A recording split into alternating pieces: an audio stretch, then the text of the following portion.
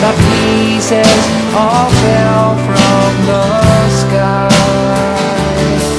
And I said in my heart, I believe there's a sad angel someday will fly.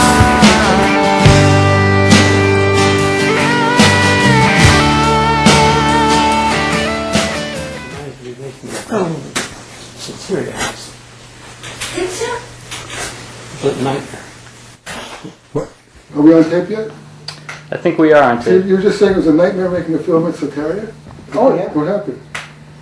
Well, what happened was we hired a woman who was getting her, this would be her PhD thesis at the Stanford Department of Communications, I guess it was. But the restriction on the film was that the final copy had to be acceptable to all the people who were shown in it. And so the crew came down and lived at the house for a week, carried their equipment around. None of it was on, but they got to know everybody in the house. And then they shot a total of 30 hours of film. And the final edit, which was the 5th edit, is 14 minutes long. That was all the people could agree on. Right. Wow. And so, you know, I said, I give up, you know. I said, I'll bet you that would happen anywhere. There's probably nothing to do, say, about Soteria House. what it had to do with was, between the times the film was actually made and when the edits came out, the people who were in the film had changed so much that they said, that's not what I like. And they were true. They were right about their present self, but weren't right about their former self. But they didn't want to be shown the way they were. And so all of the people were busy getting themselves, you know, back on track. And so they did do, and so the film showed them rather untracked, so to speak, and that they just didn't want that to be shown in public. So we have 14 minutes. It's a very special 14 minutes out of 30 hours. The poor woman who made the film just was cuckoo by the time she was all done. Drove her around the bend. Anyway.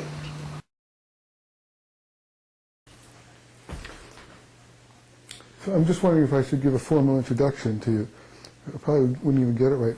But we have here Loren Mosher and Bob Whitaker. And Loren Mosher is a psychiatrist who, did you mind my calling you an anti-psychiatry psychiatrist? I'm not an anti-psychiatrist. I call myself now a lapsed psychiatrist. And I'm not, and I used to call myself a good psychiatrist, but now I'm just a lapsed psychiatrist. But I'm not an anti-psychiatrist. But anti-psychiatrist would imply you're against psychiatrists, but aren't you against current psychiatry as it's become? I'm against the belief system that current psychiatry espouses, but that doesn't mean I'm against all the individuals who happen to be in it. Right. I'm against the ideology, or the religion. That's why I'm lapsed, because I'm also a lapsed Catholic. I'm twice lapsed. Twice lapsed. It's like refried beans. So I guess the main connection in your career, you've had a lot of aspects to your career, but the main connection to this field that you're known for is being the head of schizophrenia research at NIMH and the founder of the Schizophrenia Bulletin and its editor for 10 years. Well, so you come to the field with exceptional credentials in terms of knowing what the reality is, that we've learned through scientific study and stuff that's been published, and yet you then felt that what people were saying was not accurate and was not an accurate portrayal of what schizophrenia is. So that's Loren Mosher. He's our world-famous psychiatrist here who's former head of schizophrenia research at NIMH. And over here we have Bob Whitaker, who is a former Boston Globe reporter who was a Pulitzer Prize-winning finalist, a finalist for a Pulitzer Prize for a series that Bob did at the Globe. And then Bob decided that he needed to make a living. You want to tell the story, or do you want to hear how I tell it? No, go ahead. This is somewhat accurate. And you can't really send a kid to college and do anything, retire from a Boston Globe reporter's salary. The part that's inaccurate was where I was on a newspaper regular staff was in Albany Times Union, and I just did work for the Globe on a freelance basis. Oh. So I was a staff writer at the Albany Times Union, and then just did freelance for them. Is basically what happened. You were living in Cambridge at the time? No, I mean the order of it is this: I was a staff reporter at the Albany Times Union for a long time, and then I decided I needed to earn a living since I had 3 kids.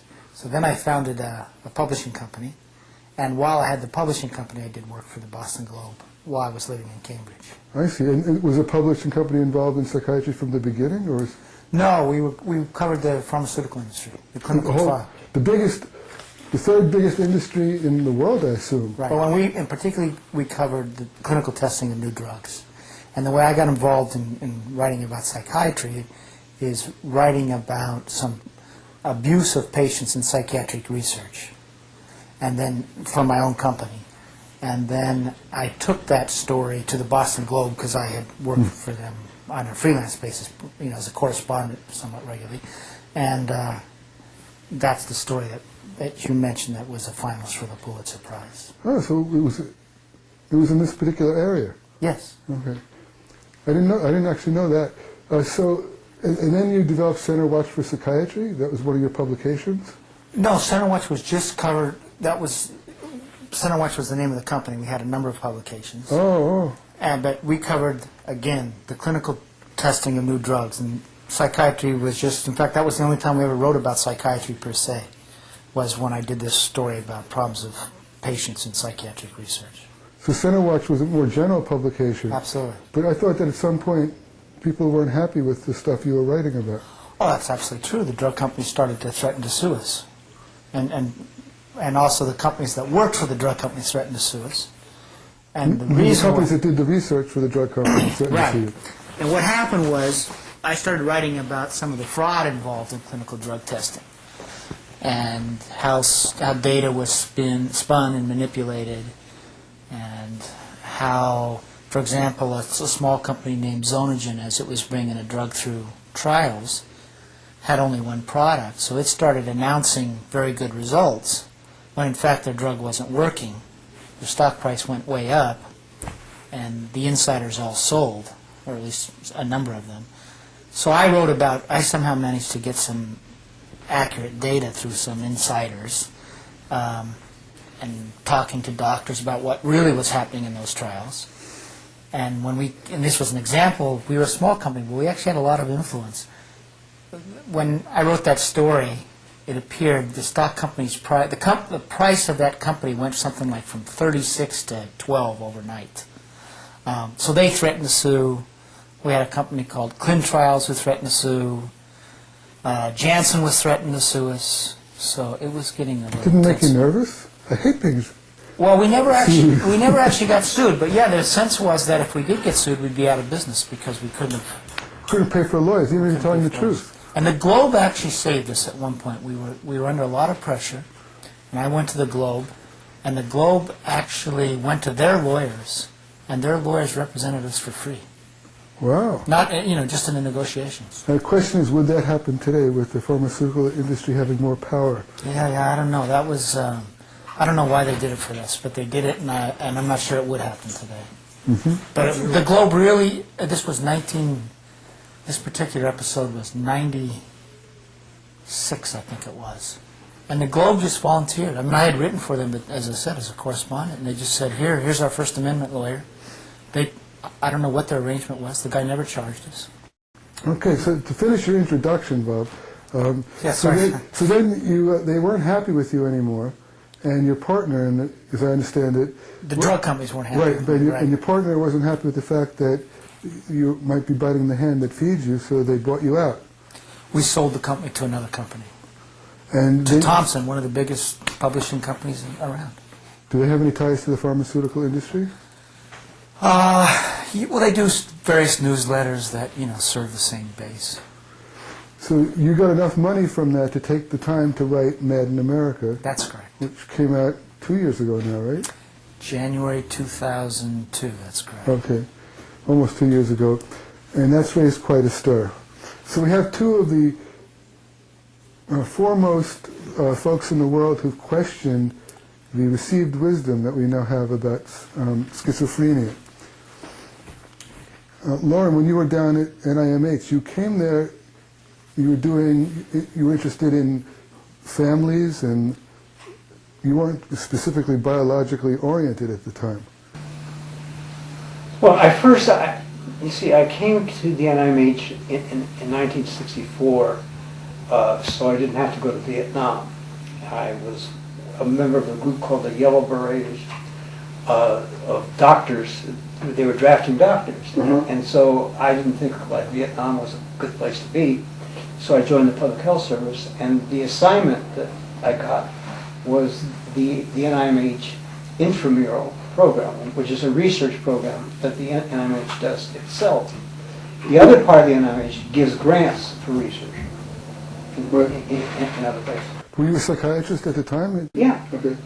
And the studies that were going on in the part of the NIMH that I was in were studies of families for the sort of the social, environmental, familial factors in whatever schizophrenia is.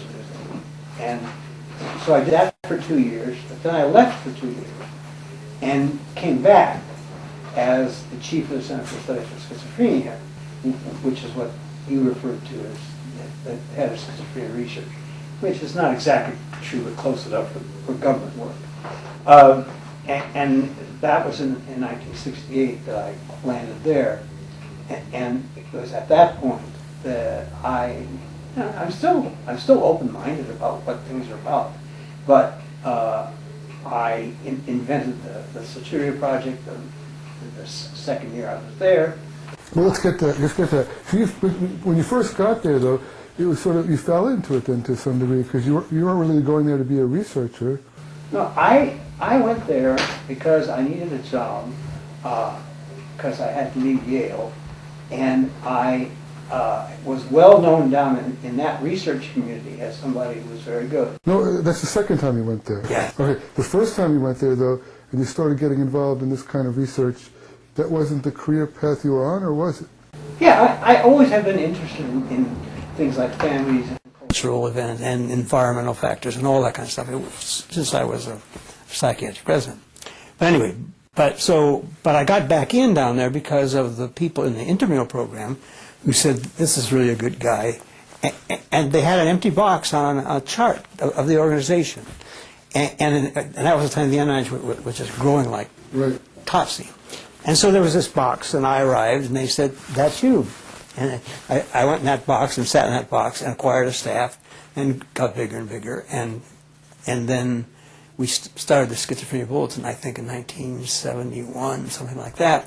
Was that box the, what did you say, Center for the Study? Center for the Studies of Schizophrenia. That was it. You went there and went right into that position. I was the chief. I was the boss. I was the first one. So, you know, I was the first chief. And I filled a box, and they had a salary line. And so I stayed there for the next 12 years until while I was in Italy studying the Italian law, my subordinate, or the guy who was my assistant chief, took my job. While you were out of the country? While I was over in Italy. The guy who was then the head of the NIMH, of the NIMH is a guy named Herb Pardes, who is now the dean of the School of Medicine at Columbia, still alive and active. And he reassured me when I made a visit back from Italy that my job would be there when I came back. And I got on the plane, and I was, about the time I got to Italy, the phone call arrived saying that I was no longer the chief of the Center for Studies of Schizophrenia. So this goes back to one of the earliest versions of what we call the disinviting phenomena, which we now have some more evidence. But Bob, you just joined the club of the disinvited, huh? Right. I mean, Loren maybe needs to get his story a little bit fuller. Sure, here. sure. He was disinvited for a reason, I think. And there was a history there. The Soteria Project. I assume these guys can edit this and make it more coherent. Right. Okay. Yeah, no, I don't know the whole story, but among the invitations that had come my way was one from a National Association of Medical Students, first to be a speaker at their national meeting. And I don't know all the behind the scenes, but as that meeting got closer, I got disinvited. And I'm not sure the level of the drug company funding, but I'm sure that was an element of it. Wasn't somebody upset about the fact that they had to disinvite you? Well, yeah, the guy who invited me, who was I think the president of this organization, was very upset. And so then I got disinvited twice. Then he had me on the roster for a local, like a Midwestern chapter, and for whatever reason, as he said behind the scenes, I was disinvited a second time. Now, I'm not sure you want to say this, but you don't have to. You can. But did you get a sense that he was threatened? You know, I mean, there was, yes, the point was that he had learned that it wasn't a smart thing for him to be doing. For his career? Yeah, basically, that's correct. And that, you know, the influence, whether it be from the deans, etc., whoever, people, and, you know, there's the interlocking between the drug money and the academic schools and the journals it's all pretty, there's a lot of interweaving there. And the message was, don't start out your career by inviting someone who's going to tell you how awful the pharmaceutical industry is and how you can't trust any of their research. Now, I just don't know the whole story. You don't know the details, okay. Yeah, right. And hopefully I will, because as the latest email from him says, I'm still trying to get you invited to something. Mm-hmm. It should be interesting. So, Loren, you were sort of disinvited back then out of the club.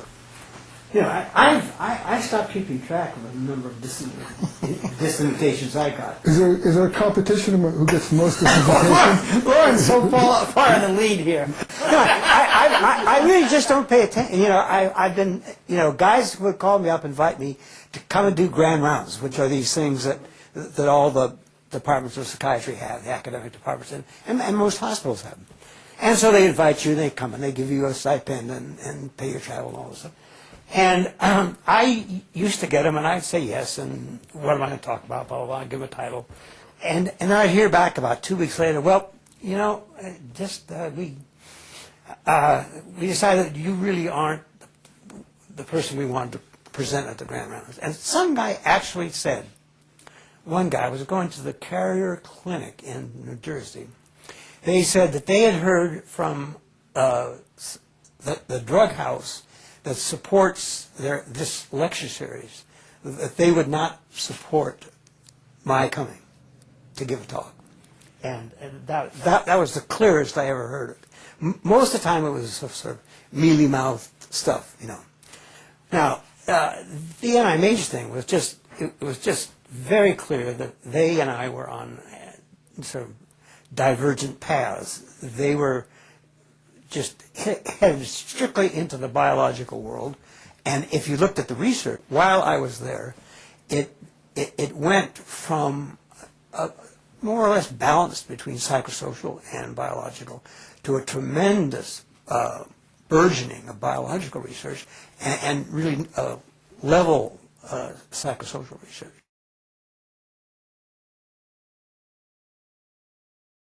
You didn't have much control over that because you were head of an intramural research program? No. The way it works at the NIMH is none of the staff have control of the grants. The grants are decided by peer review committees who are outsiders who come in, and they're given a batch of grants, and they say yes, no, and give it a score, and they pay as many of those grants as they have money to pay. So all the staff does is basically write the check. I mean, or not write the checks, authorize the checks based on how much money they have. And it does get to be a kind of an old boys club because, you know, the same people get grant after grant after grant, and and then the youngsters have a hell of a time getting into the club. It's really a tough job. But anyway, so I was there saying, what are we doing about psychosocial things, and I had for 9 years, the Soteria Project had been alive in California while I was the chief of the Center for Studies of Schizophrenia in Rockville. Wait a minute, you mean it existed before? Who started it? I thought you started it. So you started it without a grant? Or without... Okay. Yeah. Go back. Yeah. Okay. I was based in Rockville, Maryland, and let's see if I can simplify it. There was a group who was working in Agnew State Hospital, which is outside of San Jose, California, who was doing actually an NIMH-funded study of some neuroleptic against a placebo in certain kinds of patients.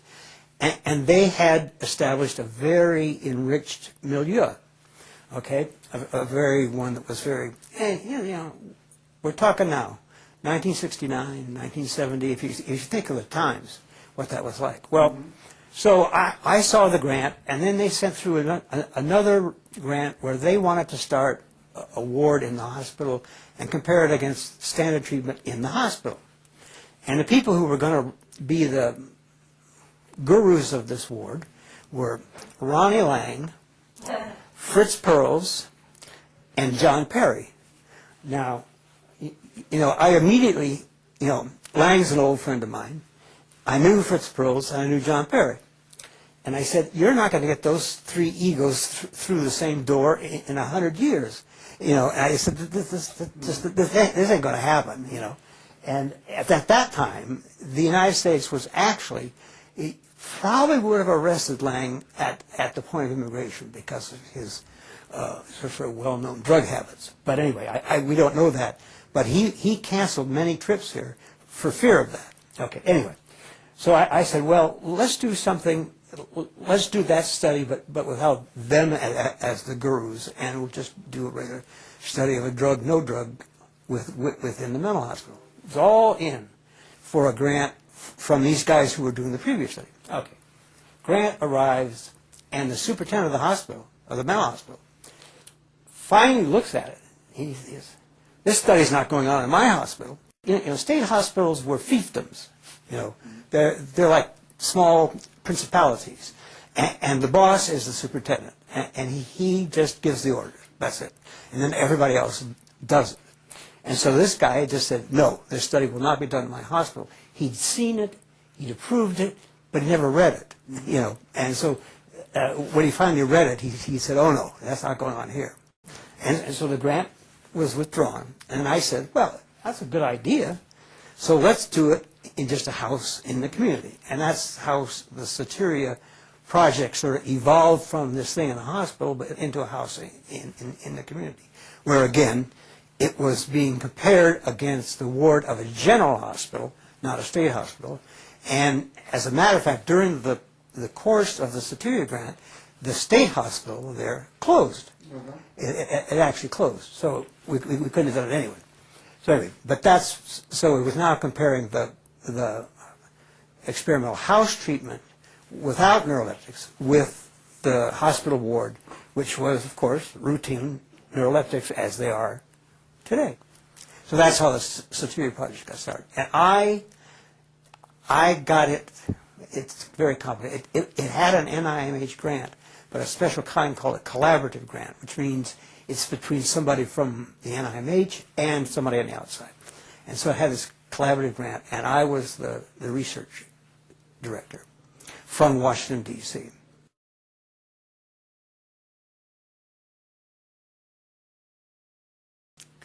So I went out, I helped start the house, trained the staff, trained the researchers, left my research assistant there to sort of keep the training going, and then I would go back about a week a month and just sort of be like a supervisor at the house. So you would be there for a full week each month? Oh, it varied. I'd go and I'd stay all summer. I'd stay 3 months in the summer. Would you live in the house? I slept there sometimes, but there were only 2 beds for staff, and so that meant I had to either sleep in a room that was empty without a client in it or on the couch, and that wasn't too comfy. So I usually had there was a motel about a block away, so I usually actually slept in a motel. So the live-in staff, 1 or 2? 2 live-in staff. They worked 24 to 48-hour shifts, and there were up to 6 clients. Now, And how many day staff? what? There were 2. That's it? Yeah. Well, it wasn't the same 2. Mm-hmm. You know, you work 48 hours, then you're off for, 4 days, 5 days. So it's very good for people who want to go to school, because in 2 days they've worked a full week, and they have the rest of the week to do their schoolwork. And they were not people who had clinical training. No. Okay. People are usually very. This is sometimes hard to explain. We did not say you can't be a staff member if you were clinically trained, but no trained clinician would work for the salaries we paid. And so what it came out then was that we got people who were usually college kids who were trying to figure out what they wanted to be when they grew up. And a couple of them had worked in state hospitals as aides on the ward and stuff like that, but none had official mental health credentials, except the project director, who was a real social worker named Alan. Was that your assistant? Or there's somebody else who was on site? She was there all the time, and she ran the project on a day-to-day basis. And there was a consulting psychiatrist who did the medical legal stuff that you have to do when you're quote whospitalizing someone. So who picked the staff, and how did you do that? The first staff were picked by Alma Men and myself, and the recruits came a lot from the ward I told you about at the state hospital that was so enriched, and it was the counterculture underworld's darling project. And so we had 20 people that we thought were capable of being staff. And so we couldn't figure out how to really choose between them. And so we balanced the group by gender. And then we took people who had specific skills that we wanted to have, like a musician, what a criteria to pick people. two masseuses. Two masseuses. Two masseuses, well, a masseur and a masseuse, a carpenter, somebody who was an artist who liked to do clay and that kind of thing. And what was the 6th one? Well, the carpenter was a couple, so they were 2. And the other guy was a black belt judo. and that was the original staff. How to staff a mental hospital, huh? And from that point on, the process was the house and the then staff selected the new staff from a list of volunteers that they had come to know because they had to volunteer for 8 hours a week to get on the list, to get on the staff. And so first you have to be the right sex, because you place man with a woman and so forth.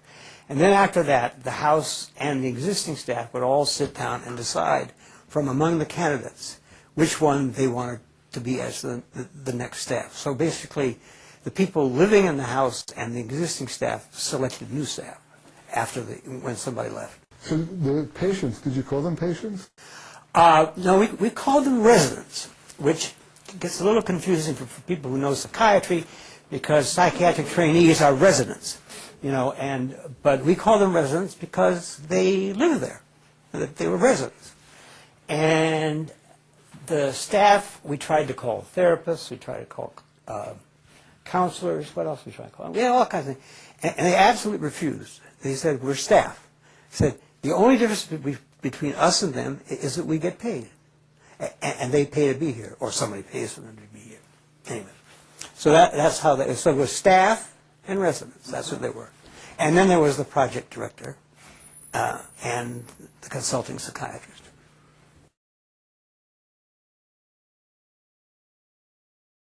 As an aside, Bob, this is not necessarily meant to be an interview where I interview Loren. No, go ahead. If you have anything to chime in or a question to ask Loren or part of the story you know about or want to hear about. I'll chime in. Okay. So this eventually led to your getting this reputation and this you know, what do you call it, a disinvitation accomplishment. Bob, I don't want you to have disinvitation envy. I got my years to work up to. Just getting started.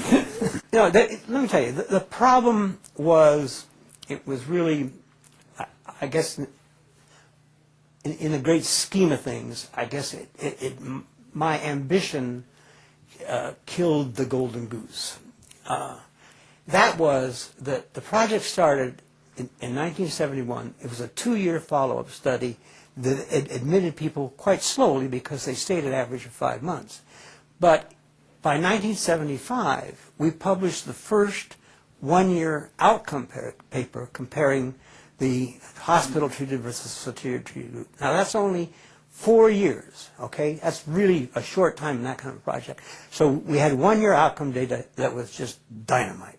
And we went to Ortho in San Francisco and said it. We had 2,000 or 3,000 people. Paper came out, and suddenly we were famous. I was in the Sunday supplement of the San Francisco Chronicle, you know, and all this. You know, it was just all glory and ego. Everybody wanted to be there and see it and do it and everything. And we published 3 more papers in the next 2 years, all with showing very positive outcome results. So all of a sudden, you know, my colleagues woke up and they read this stuff and they said, whoops, you know, I'm making this up. There's this very potentially problematic experiment going on. And what they managed to do was to make it so difficult to get grant money to continue it that the staff and myself spent the research staff and me spent most of our time rewriting grants so that we could have written 5 books for the amount of grants that we wrote. And so I have never written a book about the Soteria Project. I have never written one. I just finished it. But, you know, here it is. You know, this was 1971. This is 2003. It's a long time. But anyway, and eventually they killed it with saying, well, it seems to have worked, and so we don't need to fund it anymore. Whoa. Okay, so they say... And I've seen that comment in the official papers. You proved your point, so now go away. It's basically what it says. So now we can ignore you. Yeah. Okay, so it works without drugs. So it's big true. deal. All right. Now we don't have to think about that anymore. Right. That's really what it says. Yeah. So it looks like he's proved it works at least as well. There was this sort of like attempt to hold on to this, you know, regular paradigm. So it looks like shows it works just as well, and we're not putting any more funds into it. It's basically how the last paper comes through. Incredible. Yeah. So anyway, so then what happened was we actually had 2 houses. We replicated the original house 2 years later and had a second house that produced equivalent results with an entirely different staff, a different house director, same research director, but different, you know, in a different city. And so we had an immediate replication, which is what in science is what you're supposed to do, is replicate something that sort of flies in the face of the prevailing wisdom. And so we did that, you know, and that had equivalently good results. So we were really double trouble. It worked, and we could replicate it.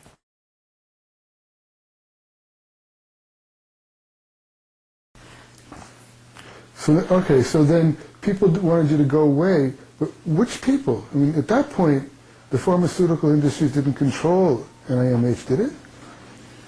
Well, I think you can say fairly that the pharmaceutical industry still doesn't control the NIH.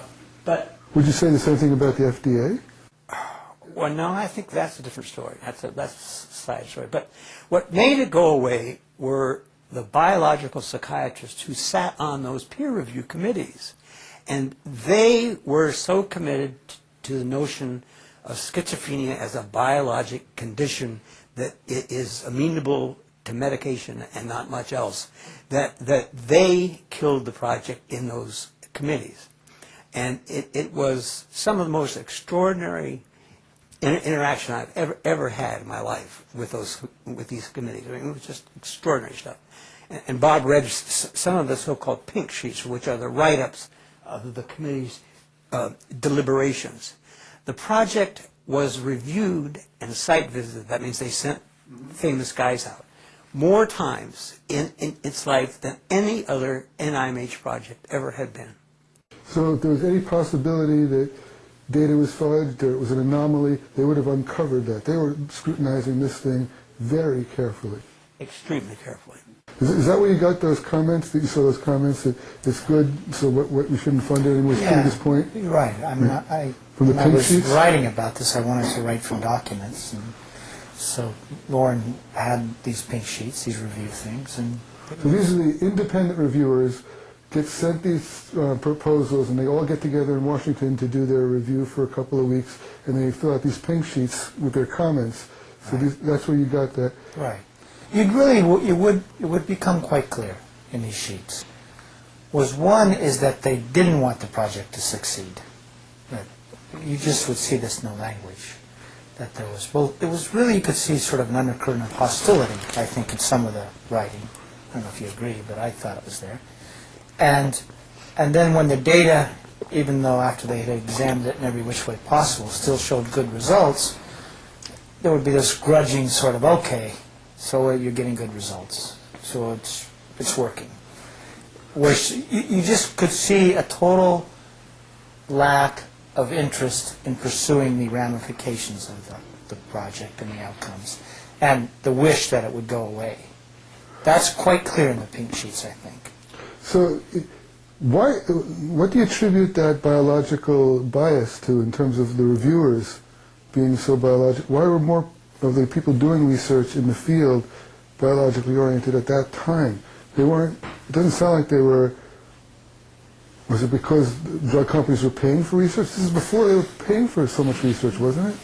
No, the drug companies have always paid for research, but the NIMH also pays for drug research, which is generally cleaner and more methodologically sound and so forth, so on.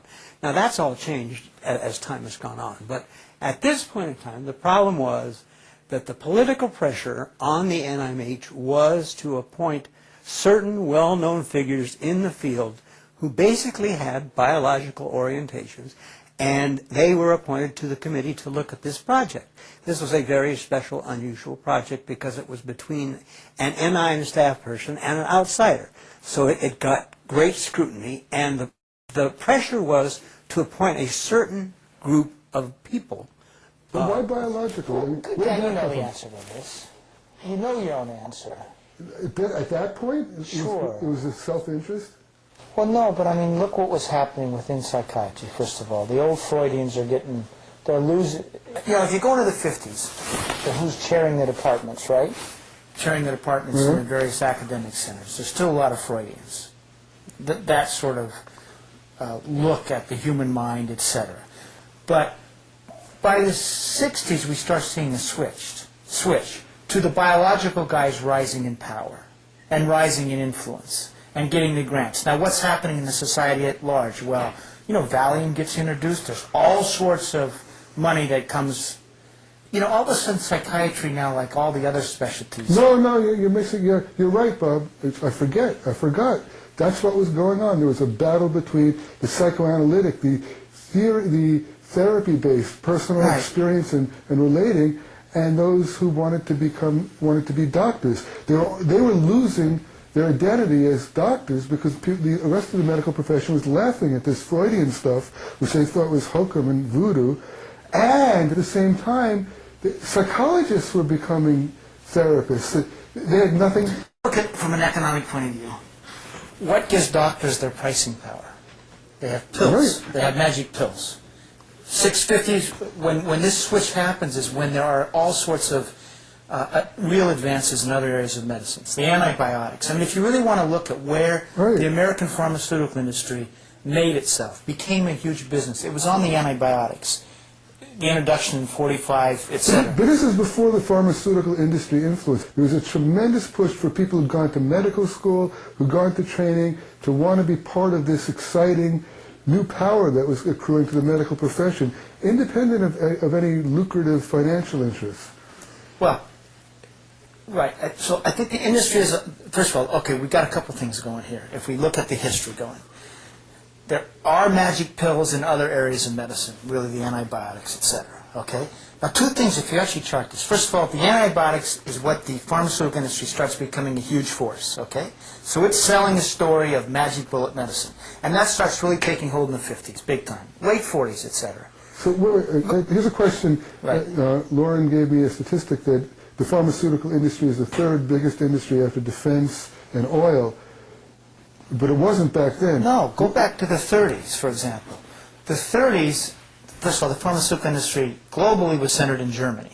Okay, there were a bunch of, I don't know the number of American pharmaceutical companies, but there were hundreds. Their total, let me see if I can get this right. In 1937, I think the total sales of American pharmaceutical companies was something like, of all drugs, like $127 million or something like that. Wow. Not that big of an industry. Now, by the time in 1955, 57, it's a $1 billion industry, and there's two main products. One is the antibiotics. You know what the second major product is? You know? Probably chlorpromazine. Exactly. It's the tranquilizers. So the American pharmaceutical industry grows up on two products, antibiotics and Thorazine, and the other neuroleptics that come in. So all of a sudden is we do have forces going. We have the magic bullets of the antibiotics. We supposedly have a magic bullet in psychiatry as well, okay? Now, as that magic bullet comes in, we do have the Freudian guys. But if you want to ride a ship, if you want to ride a pill, and you're a younger person, you're going to ride that pill. And because, of course, that's going to give psychiatry its first magic pill. Also, you want to see a doctor's incomes? They rise as antibiotics come in, because all of a sudden, you're the keeper of the magic pill. Okay, so now, we know that psychiatry historically has an inferiority complex related to the other specialties. So, you're younger, you want to see pricing power, you want to jump on the magic pill bandwagon, you're going to jump behind the pills. Now, right after Thorazine comes in, we get the well, at the time the minor tranquilizers, Miltown, Librium, Valium. Yes. So all of a sudden it's huge sales, huge sales. You know, all of a sudden money starts pouring into the journals to advertise these pills. By the way, you see it everything from, it's pretty funny, the original, if you look at the advertising for the original neuroleptics, Thorazine and all, they're models, they're smiling, happy people, you know, all of a sudden, it's just ludicrous, actually. But you see the same sort of thing going on in the 60s. If you're a betting man, you can see the change happening. You can see the money going into psychiatric journals. You can see that this is where the prestige comes, because you have minor tranquilizers, you have major tranquilizers, and the interesting thing on the antidepressants is, and correct me if I'm wrong on here, in the 50s, depression was seen as basically, it resolved itself in 80% of the time, okay? So a pharmaceutical company says, we don't have much of a market for depression. They get better anyway, and actually the market is in anxiety, not depression. They finally supposedly invent an antidepressant, and it's a guy named Frank Aid, who says, oh, there is a market, and he writes a book. And that actually is the creation of a market. He's basically selling the idea of depression. This goes in 1961. And now we all of a sudden have three different types of pills. We have a pill for schizophrenia, we have a pill for depression, a pill for anxiety, and at that moment, really, psychiatry gets to join the rest of medicine, internal medicine, etc., with the antibiotics. So if you're a young guy and want to make your, if you see where the future's heading, you're going to jump on the biological, train, so to speak. And it took some time. The 60s were full of upheaval, etc. But you could see the future unfolding. That's where the money's going to the psychiatric journals. All of a sudden, you can see the peer thing is starting to switch for more funding of the biological stuff. So by the time Loren gets here, my reading of history is it's the passing of the guard. It's the passing of the old psychoanalytical guys.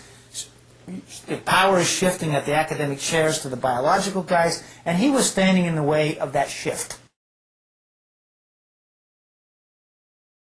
Now, there was other research standing in the way of that shift, but frankly, the pharmaceutical industry is becoming huge at this point. It's $1 billion industry. These are hugely profitable.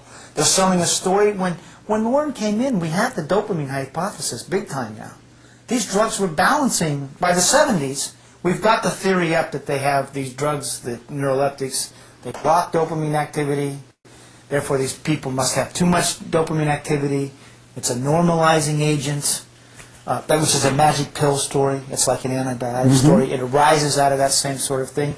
But you have to remember this. Until the mid-60s, there was no assay for dopamine. And so you have to be able to measure it. And then, lo and behold, they find that these drugs affect dopamine. So therefore, dopamine is the cause of schizophrenia. Now, there are... I don't know how many neurotransmitters they've identified now, but there are said to be probably 1 million or more neurotransmitters. And they have identified, 2 dozen now, let's say, something like that. So it's sort of like, it's the silly man's logic. It sort of says, dopamine is affected by this drug, and people seem to get changed by it. Therefore, it's dopamine that is the problem. You have a dopamine disease. Well, you take digitalis. Digitalis affects heart function. It allows the heart to beat better. But the heart doesn't own any digitalis, and it's not a digitalis deficiency disorder. Oh, really? No. And nobody thinks that heart failure is caused by the absence of digitalis. So when they do that thing with those electric things where they stimulate a heart back, the heart's not suffering for a lack of electricity running through it? But yeah, so I mean, the story was up there. It was a magic bullet story. He's right. It's ass-backwards arguments because you're arguing for the cause of the disease based on what you have some glimmer of what the drug is doing. But it's a magic bullet argument at a time that we believe in magic bullets in this country, largely because of the antibiotics. So it does have a powerful hold. But it's not just a backwards argument. From what you're saying, it's ridiculously simplistic. We had virtually no understanding of what's going on in the brain or how many neurotransmitters there were, and so it's an absurdly simplistic argument. But the pharmaceutical industry loves all that neurotransmitter stuff because, it gives them a way of saying, this person has a chemical imbalance and our pill is going to correct the chemical imbalance. Now that's the argument, or the way that their logic works. This is pretty fascinating, actually, I think, in terms of how people think about medicine, and how it can change. Because these drugs arrive not as magic bullets, right? Right. They arrive out of research, basically, into drugs that affect central nervous system activity. Whether you can block it in a way or affect it in a way you can make muscles go relax, limp, or anesthesia, research into anesthesia, basically numbing the nervous system. Now, drugs that do that clearly have some purpose, right? That you can affect that. But you would say those arise out of what? A tonic form of medicine?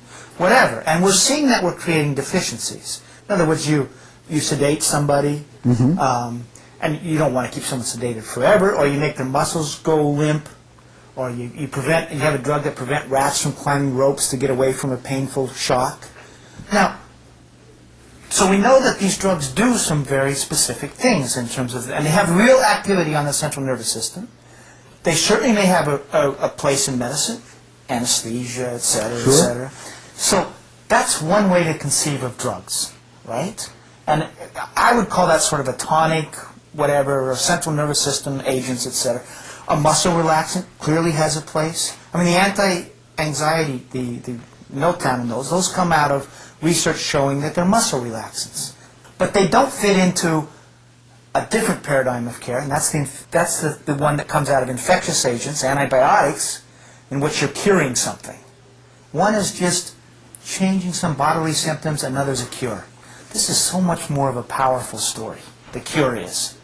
It's got a soundbite that works with the public, and the public believes in this. So what psychiatry did is it took these drugs that had a certain activity, and it reformulated their story to fit the infectious medicine magic bullet story. I think that's what happened in the 60s, 70s. It's a way to sell drugs to the public. It's a way to sell drugs to doctors that it makes them feel powerful. It's a much more powerful story. And that's how they came up with the dopamine story, because it somewhat fits the antibiotic story. Sure, and also for young folks coming out of medical school who are steeped in science and want to have an answer, it's the way to go, especially when these Freudians with their off-the-wall theories.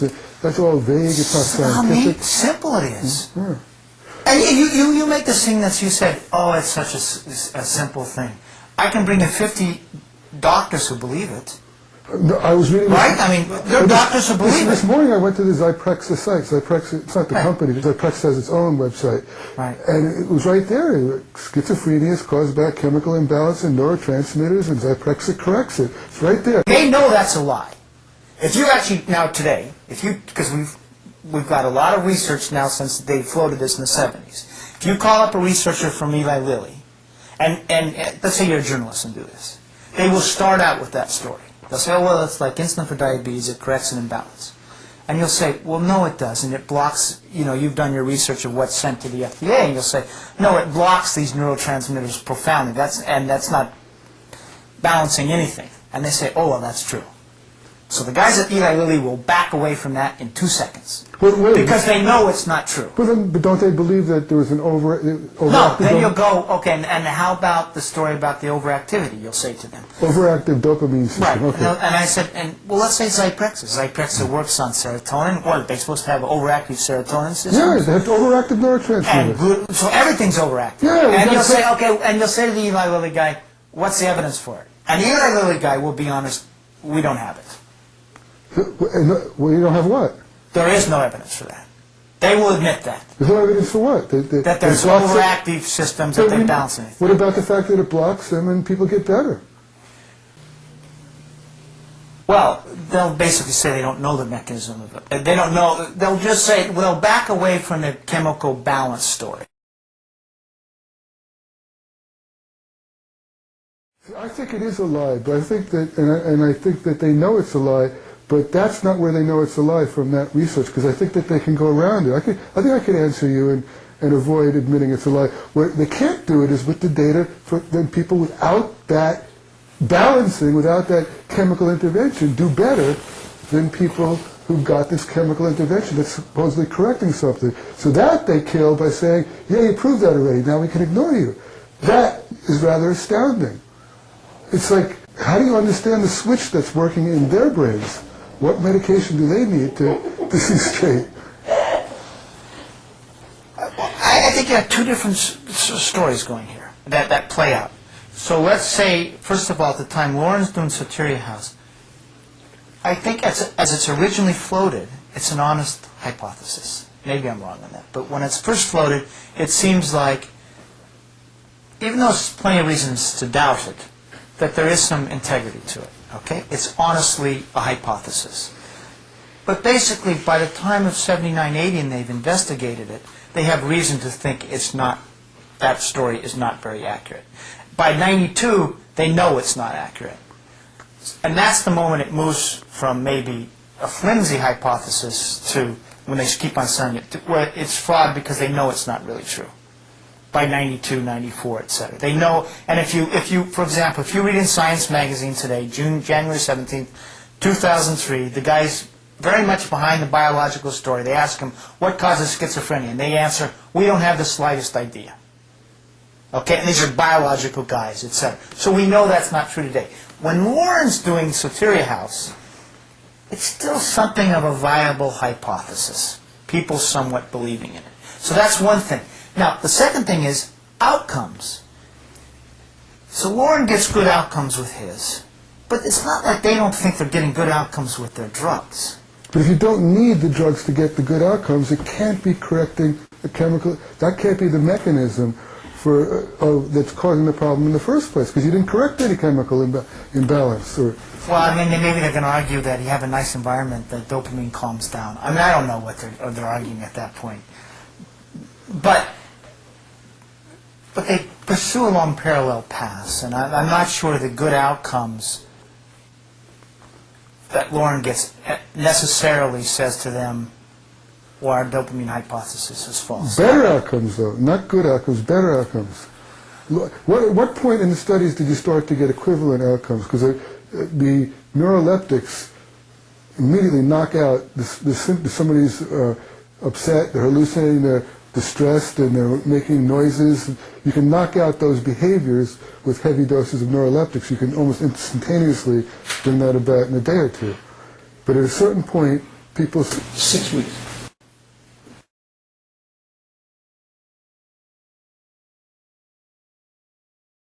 Can you recap the question? Well, the question is, you know, what researchers know among themselves in terms of what the drugs do, and what might be a cause of schizophrenia, etc.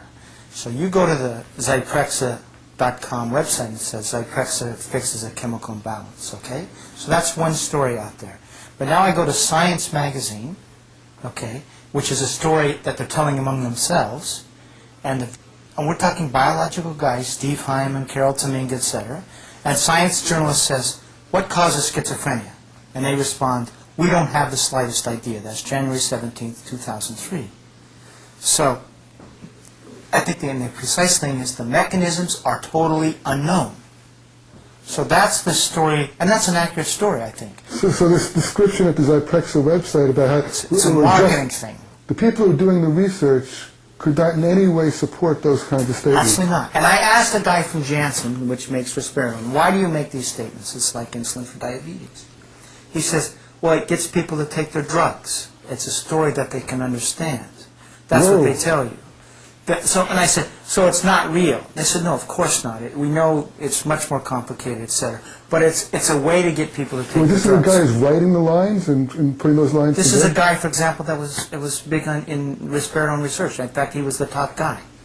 And now he says, you can't use that. He starts screaming at me. He says, you know, you can't use that. But at that point in the interview, he's saying, no, it's a simplistic thing. And you know what the guy from Janssen told me? There's no such thing as schizophrenia per se. He says it's a term used to describe a lot of disparate symptoms that we collectively call schizophrenia. So even at Janssen saying there is no thing discrete called schizophrenia. That is the actual definition of schizophrenia as the DSM-4 defines it, because DSM-4 doesn't say that anything about etiology. It's just describing a group of symptoms. And that's what he's saying. He's saying so. So this guy starts screaming at you not to go. You can't quote him on that. Well, screaming. He says strongly. He says, you know, you can't use this, etc. So you feel guilty saying it here? No, I mean, you know, I would have actually used it, but I didn't need it at that point. I mean, because as I was telling the story historically. No, I mean, they know there's a game going on. They all back down. You do the interviews as a journalist. Here's what happens. They all say it's like insulin for diabetes. Then you say, well, no, it's not. No, you say, what's the evidence for that? And very quickly they say, okay, it's just a metaphor to get people to take their drugs. That happens all the time when you do interviews like this.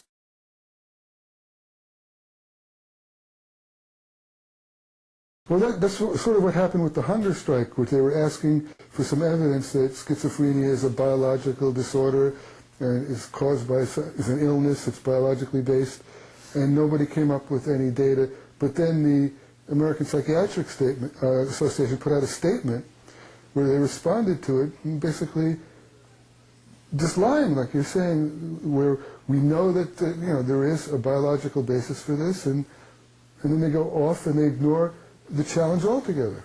That response in two different places, says that there is no definitive marker or diagnostic test, and that's what the hunger strikers were asking about. Give us the evidence that it has a specific etiology, that there's a cellular pathology, or that there's a diagnostic test.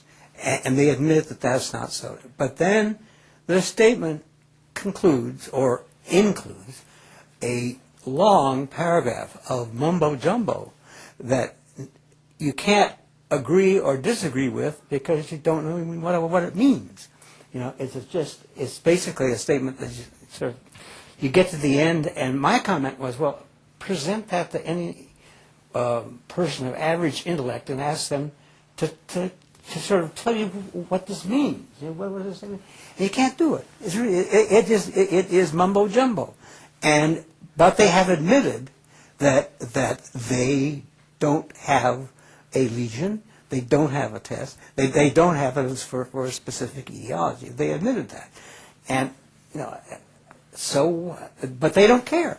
I mean, they don't care.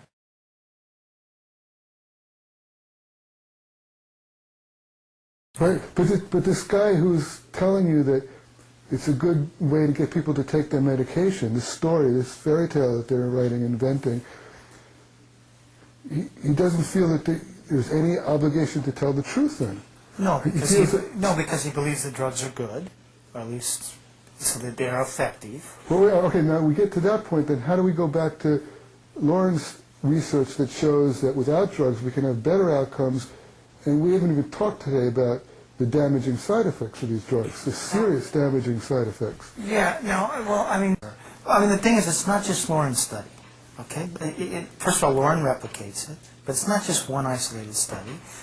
The WHO data, too. Well, there's the WHO data. There were two other studies in the 1970s. You mentioned one that started in '69, Rappaport study. Okay. I only can find, here's how compelling it is. First of all, there's 3 studies of this sort, in generally that I could find, NIMH funded in the 1970s, that took newly diagnosed patients and either put them on standard drug care or some sort of experimental form of care. Soteria House was one. Rappaport and the one your wife was talking about the other night, Will Carpenter's study. In those 3 studies, each time the relapse rates, which is the rehospitalization, or how are we going to define relapse, okay, but generally, you know, return of psychotic symptoms, etc., to some level. Each time on that target symptom, so we're looking at, this is the target symptom that the drugs are supposed to improve. The most important It's criteria. it's the reason for the drug taking. And each of those 3 studies, the relapse rates were higher for the drug-treated group. So it's not just Loren's study here that you got to ask why they didn't pay attention to. And again, we're talking about a target symptom. Now let's even go back in the 1960s, the first NIMH study that launched this whole revolution. So in 6 weeks, there's 2 things that happened. It's like a 9-hospital study. It's, I think, published in '63 roughly. At 6 weeks, they say, you know the study. The drug-treated patients are doing better. Who paid for this study? This is NIMH. Okay. So we've actually got 4 arms. Okay, we've got 3 drug-treated groups with a neuroleptic and a placebo arm. And after 6 weeks, they say the drug-treated groups are doing better. Okay, by whatever their outcome variable is. And this actually is the moment that the drugs, in my mind, where they talk about the drugs differently. They're no longer tranquilizers. They even say this in the report. They're anti-schizophrenic in kind. So we're moving drugs that came into use for retarding motor movement, making This is the people move from lethargic. tonic to bullet. To bullet. That's the moment. And they say this. They're not tranquilizers. They're anti-schizophrenic in kind. But what happens a year later when they come back? The relapse rates, the rehospitalization rates are highest for the 3 drug-treated groups. So that's also telling us on the target symptom that something's going on with those drug-treated patients that's causing some biological change that's increasing their vulnerability to relapse over time. So all I'm trying to add here to this conversation is it's not just Loren's study that has to be ignored. There's a body of evidence. Right. And then the WHO evidence comes in. That adds to it. There was who was the guy who replicated your study in Switzerland? Chompy does his Soteria Soteria house Project, in Switzerland, and he writes surprisingly. So in other words, if he has a bias, it's still towards the drugs. Surprisingly, those patients who received no or very little medication had significantly superior results. So it keeps adding up, and I think the point is, it's not just one study, but it's something that repeats from all these different angles. And now you have to ask the question, why is it ignored?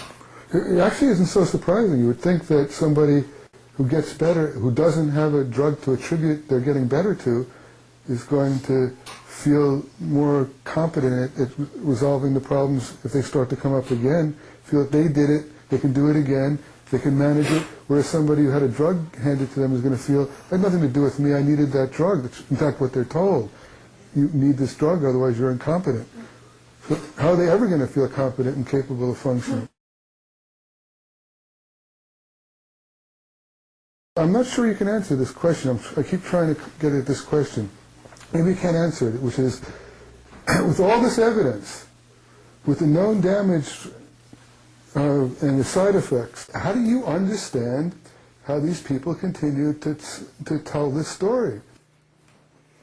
I think most simply put, the word is capitalism. Just self-interest.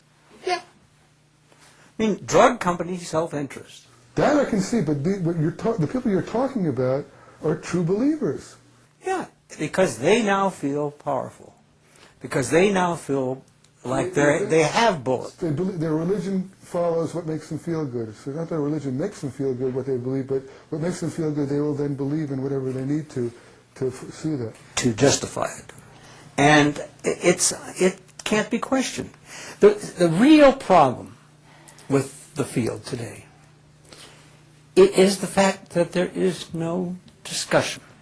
There is no open discussion between people like myself or Bob. They would probably include Bob because he doesn't have the right credentials. But I have the right credentials. And they will not discuss the critique that I have of their, what I call religion. And they just, it's just closed out. It's just, their minds are made up, and this is the way it is. And I am marginalized. I am never invited to do any psychiatric grand rounds in the United States, and I have not been since 1980, roughly, since 1980. And so I am kept completely at the margins. Basically, the way they deal with it then is they just refuse to talk about it, and they refuse to talk to people who bring it up or who disagree with them. Can I add an anecdote that Loren told me the other night at dinner? Loren organized a session at the World Psychiatric Congress in Spain in 2001. And correct me if I'm wrong here, but data that we presented there came from a couple sources. One was from a guy named Loren, who has been running a program in Finland for a long time now that involves selective use of medications. Roughly 40% of the patients in that group never have touched the drugs 5 years out. Very good outcomes. So here's a guy, respective, who's going to deliver a paper on 5-year outcomes on a program that involves just selective use of neuroleptics, not no neuroleptics. He's going to report results that we would die for here in the United States in terms of level of employment, low levels of rehospitalization. I think the figure was from years 2 to 5, 88% were never rehospitalized. Wow. Okay. I think the employment rate was roughly 50%, correct? These are people who had a first Episode breakdown. of diagnosis of schizophrenia. So a cure rate of 88%, basically. Well, cure in the sense of not being rehospitalized. Okay. Now, there was another paper, Bola was presenting his work as well, right? Yeah. Now, Bola had gone, he's a University of Southern California professor, and he had done a meta-analysis of all well-designed studies that took first episode patients and randomized them either into experimental care or standard care. And what he concluded was... This is worldwide, so you include all the all studies that you he could mentioned find. already. Right. He couldn't find that many, interestingly. Right. What, 8? Yeah. 8. And what he concludes is, through his meta-analysis, is that you get better results with the experimental form of care. the non-drug form of care. So now we have these two sort of big picture things. A program operating in Finland for a number of years, a meta-analysis, and I don't know what the title of your session was, what, Treating Without Drugs or something? I don't really remember, but something like that. Guess how many people came to the session? Oh, wow. I was stunned. How many people at the World Psychiatric Congress? Probably 3,000. 3,000. I would guess that 600 would show up for it if I. Okay, 600 out of 3,000? Yeah. Okay, 5. 5? 5. And these, the presenters, I was the what do they call it, the seminar convener. And the presenters were Bola, a guy named Johan Kuhlberg, who's a highly respected Swedish guy who's doing a low-dose study of first admission, and the Finns. And these are all very well-respected people, known in Europe, and the Congress was well loaded up with Europeans because it was in Madrid, and 5 people showed up. Did that include the presenters? No, You had an audience of we had an audience of 5. So that tells you in terms of the level of open-mindedness. And this was just even, look at, these guys aren't even talking no-dose necessarily. Seriously? Kohlberg and Allen are just saying some do better with that and others low-dose.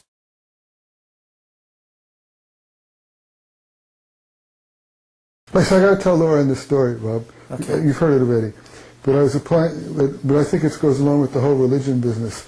I was applying for life insurance for $1 million policy. And, you know, when you do that, they send a phlebotomist out to your house to take your blood and make sure it's really you and make sure the urine is warm and answer all these questions. And you sign in triplicate and quadruplicate that you give them permission to check everyone, every person you've ever met and known, anything about you, about your medical history, and you sign that you're telling the truth, the whole truth, nothing but the truth, so help you God, or the insurance is not valid. So you answer honestly, because you know they're going to find out anyway. They're going to go and find out what you've been prescribed, what you're taking.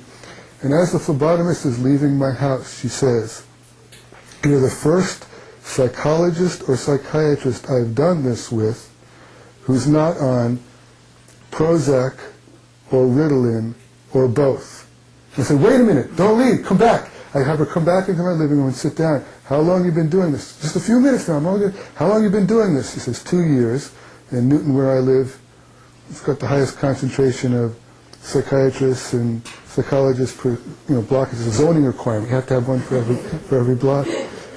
And for 2 years she's been doing it in that area. And I say, "How sure are you?" She said, "It's something that always struck me." And I started thinking after she left it, you can't get data like that. Where are you going to get data like that? Who's going to come up with, if you send out a questionnaire to psychiatrists, you get a 5% return rate, right? And it's obviously going to be biased to people maybe who are more willing to admit to things. You can't get data like that. It was statistically significant, the number. And You see, but that just tells you the level of belief in, especially the SSRIs. Those folks were probably would not take an antipsychotic because they know that they probably have a bad downside, but they will take an SSRI or speed. Speed. For some people, speed kills, and for other people, it makes you just as happy as a clam, and you can work like a dog. And and the SSRIs give you, when they work, you have this attitude, oh, who cares? That's the attitude. And that's the mechanism of action. That's the mechanism of action of the SSRIs. But the problem is when you put that with another of their mechanisms, another thing that they do, which is cause this thing called akathisia, which is a tremendous mental and physical turmoil that you'll do anything to stop, okay? You combine that with the I don't care and put that in an adolescent whose mechanism for I don't caring is already not quite firm, and you have school shooters. And so what you have there is the vast majority of the school shooters in the United States have been taking SSRI. oh my God. You go and you look at, there was a guy in Watertown. What was his name? The guy in Watertown that went back to his company and shot a bunch of people? Yeah. Wakefield. Wakefield it was. Okay. Yeah. He was on an SSRI.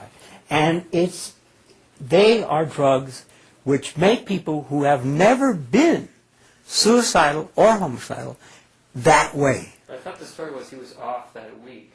Yeah. Or something. Okay, so he was having then a withdrawal reaction because they're addicted. And so when you're addicted to something, you get this crazy going off. I don't know if any of you have ever been around heroin addicts when they're coming off, or cocaine addicts when they're coming off. They can be very violent people. So anyway, those drugs are really quite dangerous for a percentage of people who get these two things combined, the akathisia with the I don't care. So, kill you, easy, and you know how kids are anyway. They're impulsive and they haven't got a good, fully formed conscience, so you might imagine. But it's also true in adults. There's been, every time I read of a sort of, it seems like a random multi-person shooting, I always presume that person had just started a SSRI or had just stopped.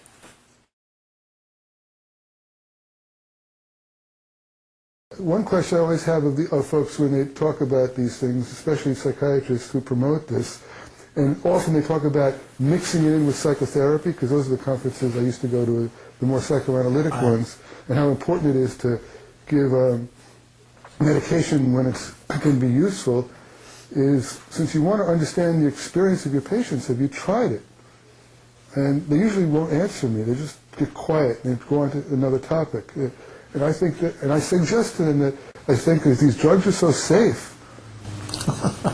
Trying it one time so you know what your patients are talking about, when that's your field, is to understand another person's experience, would be almost required. I'll bet today that a lot of them have tried the SSRIs. But not the antipsychotics, right? Yeah. And I have tried the antipsychotics, so I can tell you what they're like. Which one is Loren? Chlorpromazine. And they're terrible. Yeah. But I have a different. Cause I have a funny story about it. Actually, this was in the early days of chlorpromazine when they were trying to figure out what it did to your alcohol tolerance. And so I was a medical student who needed money, and so I joined up in a study, and I was pre-treated for a day with chlorpromazine, which meant I spent the day on the couch. I couldn't move. Then I would get myself into the lab, and they would feed me Johnny Walker Scotch in measured amounts and test whether I could stand on one foot or not. Well, this is all great. I finally decided the thing I needed to do is to get my girlfriend to come and sign up for the experiment too. And so the two of us would get drunk, and then they'd give us money to go out to dinner.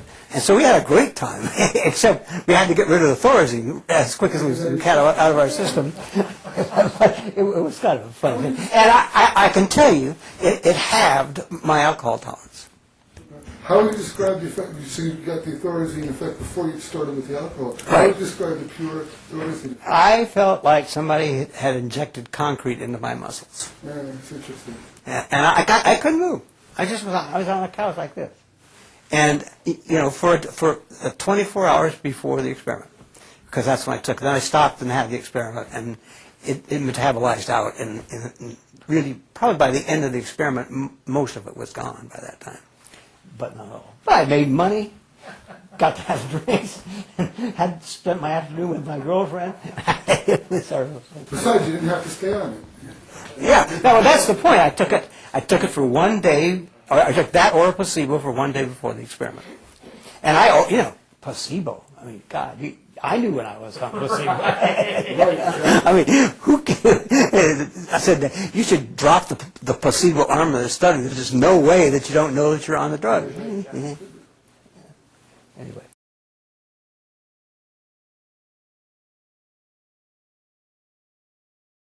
They live on a big river in Egypt. Denial. Denial.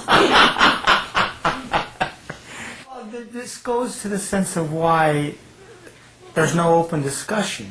Because if they really weren't threatened, they could have the open discussion, right? I still can't understand that there are some doctors. Think of it that way. You've got a good A paradigm. very profitable religion.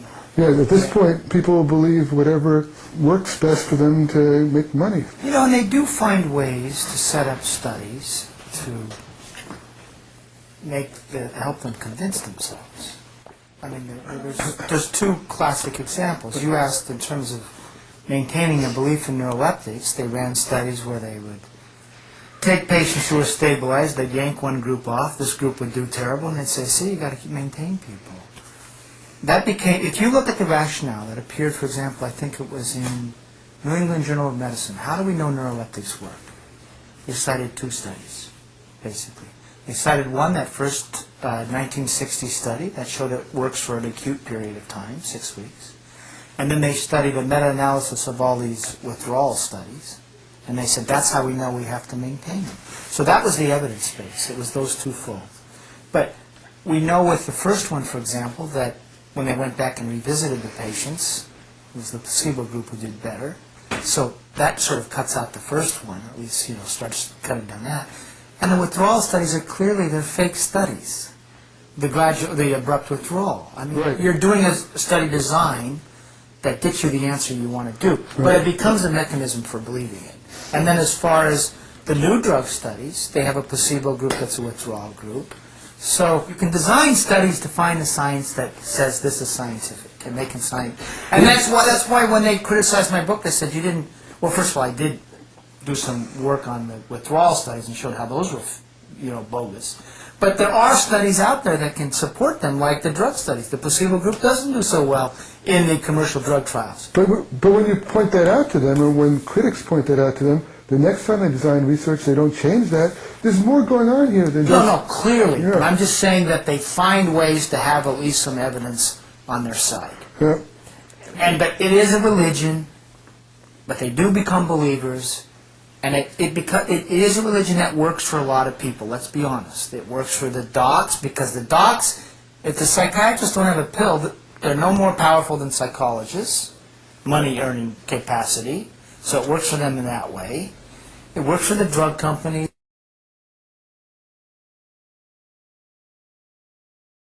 It does work in a sense of, you can manage people in certain situations. No, it works for the families. Because Yes, and I was going to say, I noticed here at the house, so many people who have come, I won't give the names, no names. Okay. People who either called up, we've had many people call instances. Also, people who have stayed overnight, blah, blah, blah, almost to a person except for a few. The parents are the ones that were very grateful for the drugs.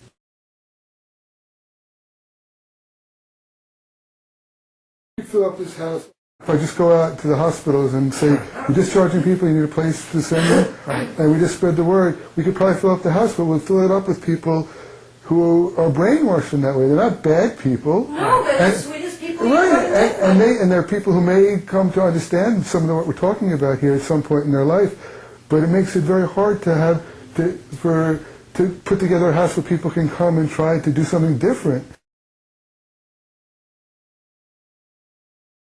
And I think, by the way, from my perspective, it's a mistake to exclude people from a house like this who choose of their own free will to take particular drugs. We're not doing that. No, we're It not. sounds like No. It's bad people taking it. No, everyone who's come here has been, except for has been taking psychotropic drugs. It's just that we're not going and looking for people coming out of the hospital. We're looking for people who might want to question it, but no one puts any pressure on anyone to stop taking medication. In fact, if someone came out of a hospital, we would not in any way discriminate against them. It would simply be how people felt with them as they were here present in the house. The thing is, if we fill up the house like that, then we quickly run out of space for people who are in the consumer or survivor movement who might be looking for a place. well, you can always keep a couple of rooms, but at the rate you're going, you're going to be out of business. At this point, I'm willing to do it. At this point, we have to do it as long as there are people that people who are living here now want to live with. You're right, absolutely right. We're going in that direction, but it's your business, but I would say I would be much more open as to who came and people can have a say-so about who they want to live with, but I think there has to be limits on that, and after a while, after 3 tries, if somebody wants to come, you say the next one's your motives are wonderful, except you're going to drive yourself into the poorhouse and out of business. We haven't run into that problem yet because the people have not been that selective. If their rejection rate is not very high. It's like less than 50%, and there were clear problems with those people who really wouldn't have worked out. And no one's been unreasonable. But then you must lack referrals because there aren't any people here. We've got enough referrals, but people being able to make the move is true. It's very difficult for someone who's been in the system and been infantilized and told that they're incompetent to get up, and no one moves, no one leaves the hospital on their own. Insurance runs out, you're going to the halfway house because we're going to lose a lot of money if you sit in that bed. We'll find you a place, we'll drive you there. Halfway house, their money runs out because you don't meet the criteria anymore. We'll find a place and we'll get you there. We have a full-time social worker in the system to get you a place, and we'll get a truck here, pick you up and take you there.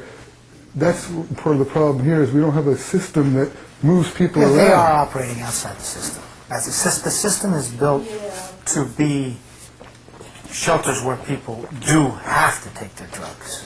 At least in Massachusetts. Yeah, It really you can't is. find a house that It's is- hard to get in a house where you're allowed not to take the drugs. Right.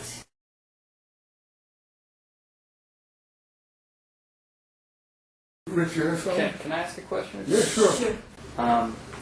What is needed today in terms of alternative forms of treatment and housing for people in this situation? If Susan's place is a failed experiment, what do you think is your strongest recommendation for a successful alternative? Is such a thing possible given the climate of the drug industry hold on all these major organizations? Well, there is no one these days who goes into an emergency room of a hospital, is designated as psychotic in some way. 100% of those people will get a neuroleptic for openers. So there's no place in the system where you can have a stream of neuroleptically naive people, drug virgins, so to speak. They just don't, you won't find any. And so what is first needed is to have somebody have the idea that maybe not every single person who arrives psychotic is to have drugs, especially those who are first admission. And the evidence for that is quite good, that people first admission will do quite well if they're provided with a good supportive environment, or if good family work is done in the home, people will do well, and probably won't need halfway houses or Zuzu places. Well, maybe they could use a Zuzu place, but I mean, they don't need this because they actually get better, and they recover, and they go back and they lead a life. They have a life, so to speak, and they hopefully leave the system. They're out of there, so they're not just sort of made into career patients, which is what the system currently does. Well, what about for first-time episodes, people with first-time episodes of schizophrenia? Is it just a lost cause? They'll be put in a hospital? Or what?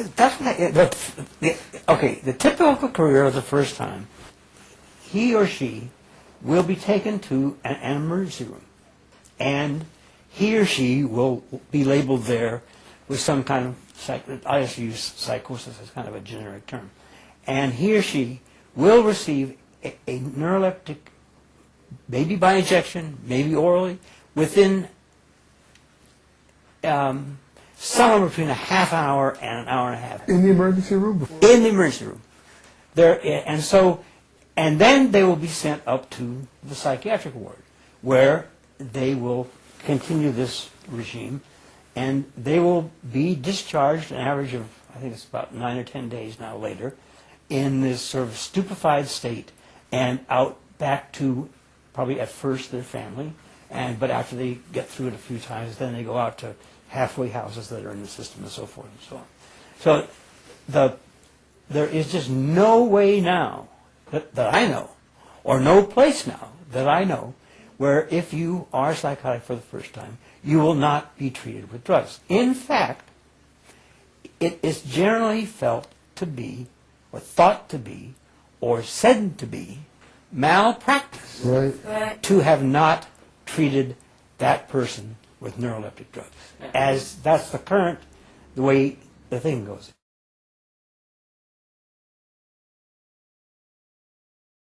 Who gets to draw that line? Some clinician in the emergency room? I mean, what qualifies as a psychotic break to the point where someone can is responsible wants to make that diagnosis and give that treatment? I mean, ER doctors will do it. If they're a training hospital, they'll have a psychiatric resident on call. They'll call them down to talk to this person.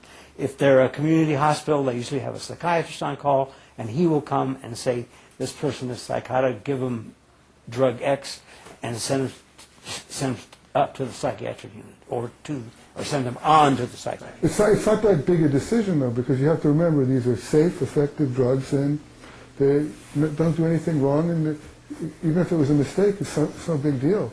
Except for people prescribing, they would never take it. Some emergency room doctor starts this ball rolling, upon which, and it sounds like there's kind of a snowball effect, and then these people are... Now, the emergency room doctor may be the one that does it. It may be the consulting psychiatrist who's called in who does it, or it may be the psychiatric trainee, the resident, who does it. But someone will do it within very short order, because if you've ever spent any time in emergency rooms, they are the busiest, noisiest, sort of insanity-producing places.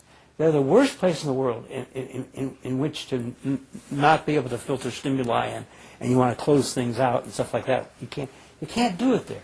They are little madhouses, and they are terrible. And so if you're not really very crazy when you get there, by the time you've been there for an hour, you certainly will be. But in any case, then somebody, and you'll start to do something, You'll get up, you'll be agitated. You'll yell at somebody, you'll do something. And so they say, well, we got to control that behavior, and we'll do that with a neuroleptic. Period, end of report. Yeah, what you're saying, though, is that in that moment, within a half an hour, in that environment, a decision can be made that completely destroys or shapes the rest of the person's life. It's a career. Now you're going down this path. You are now a permanent schizophrenic. I think that is really a really important point. You get put down a path the moment you get that initial neuroleptization, you're going down a certain path.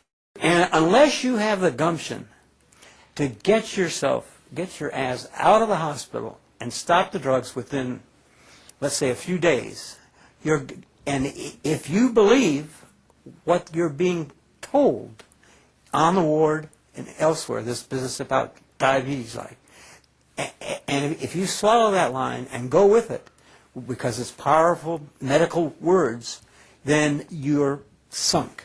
It's only the ones who have either family or themselves who say, oh no, I don't want that. And those people come see me. Yeah, but it's sort of ironic, don't you think, that the model of treatment is like diabetes, and the drugs that they're using now cause diabetes? Yeah, no, actually, I think that's true.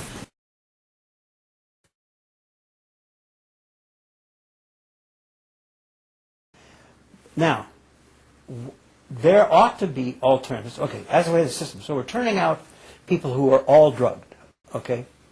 But there ought to be then places where they can go, where people can go and say, hey, I would like to get off of these drugs if I can, and I want to do it in a sensible, responsible way where where if I need certain kinds of care, I can get it, and that I will commit myself to doing that. That, at this point, is basically, I think, what kind of alternatives we need. We need it for people who actually want to come off of their drugs and can go to a safe, secure place. And I don't mean secure in a sense of lockdown. I mean secure in a sense of protected and so forth, contained, whatever, and to go off drugs. And then you begin, and that will be a true alternative.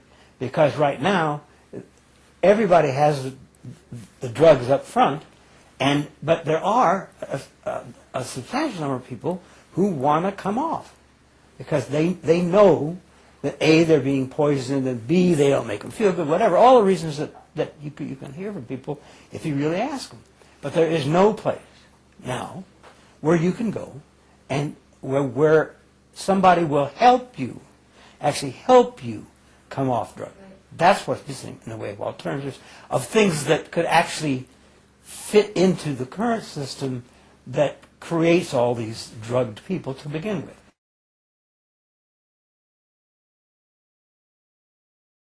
With the current emphasis on evidence-based treatment, and the evidence, of course, all says drugs, but no one has looked about what does that evidence really show?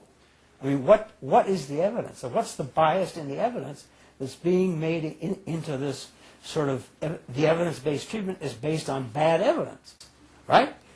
It's not evidence-based. It's not evidence-based. It isn't really evidence-based. No, it is said to be evidence-based, yet if you look at the quality of the evidence, in fact, it is so bad that it's not evidence-based. But that is what is out there, and so if you don't do it, you are not practicing the community standard of care, and you are subject to malpractice. It's Orwellian evidence-based treatment. Or Huxleyan.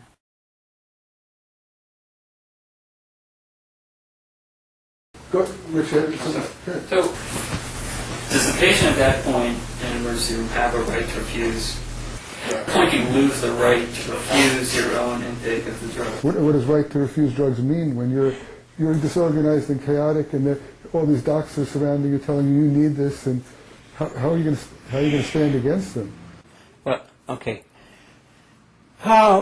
Massachusetts has, I think it's called the Rogers Law. Right. Yes, The Rogers Law. Rogers order. Right, and basically it is in an emergency situation, and emergency is defined as danger, immediate danger usually, and that the docs can give you drugs without your consent. If, though, the emergency disappears and you say, no, I don't want them, and they say, yes, you should continue them, then there's a legal process, a hearing that takes place. And if the hearing people judge you as being, I guess, Incompetent? no, you're not being incompetent. They just have to say that these drugs will help you, will be useful to you. I don't know what the wording of the statute is here, but in California, it's not competence.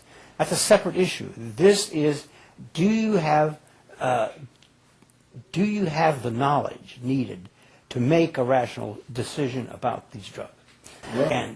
And that, 90% of the time you don't, by the way. Loren, there is a thing on the networks, and it's come up the last 3 weeks, that goes right to that.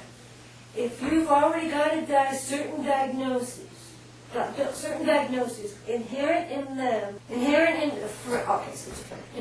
that is the inability to know that you're ill enough to take the meds. You see what I'm saying? Right. The diagnosis determines, so what not you. There's no need for the legal hearing. Right. It's a perfect catch-22. Right, once you got the diagnosis, you're done. Right. So avoid getting certain diagnoses. I'm not being silly. Right. If you can shut up and not Right, say better the to be things that diagnosed get you as the mute. diagnoses that inherent in them gets you the inability to decide that you're crazy enough to need these stuff. You see what I'm saying? Right, it's better to be diagnosed as mute. Is that true? So can you theoretically go into the emergency room, be diagnosed as schizophrenic, and then simultaneously be diagnosed as not having the rational ability to make a decision? No. Inherent in the diagnosis is this inability to make a decision. Right, no, Best. what you just said happens, but it doesn't happen at the same moment. No. At that moment, they can give you the drug, one dose, In and Massachusetts. then they have to go to court But because of this belief system and this religion has so gripped our society and the minds of the judges as well, essentially once you're labeled with schizophrenia, almost by definition, you don't have the ability to know what's best for you. Therefore, in 90% of the cases, it's a foregone conclusion. And that's growing, probably get up to 95% and higher.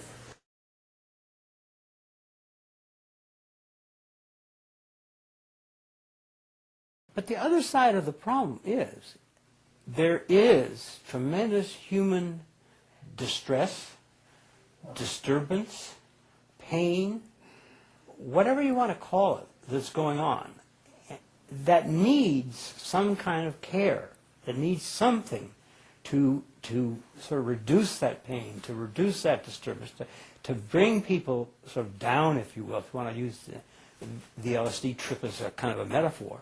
You know, you need some people around you to help you, to support you, and so forth and so on. And so what happens is they have substituted the drugs for people. When people ask me, well, do you ever think drugs should be used? I said, well, I think that the fact of the matter is that there's almost nowhere in the United States where you can go where you can have the kind of interpersonal support that's needed so that you don't need the drugs to bring people down.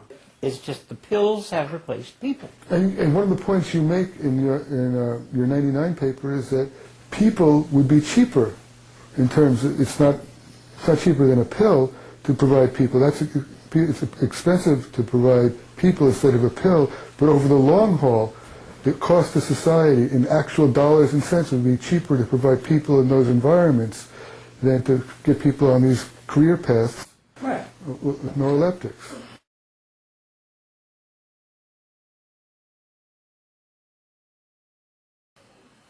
But I'm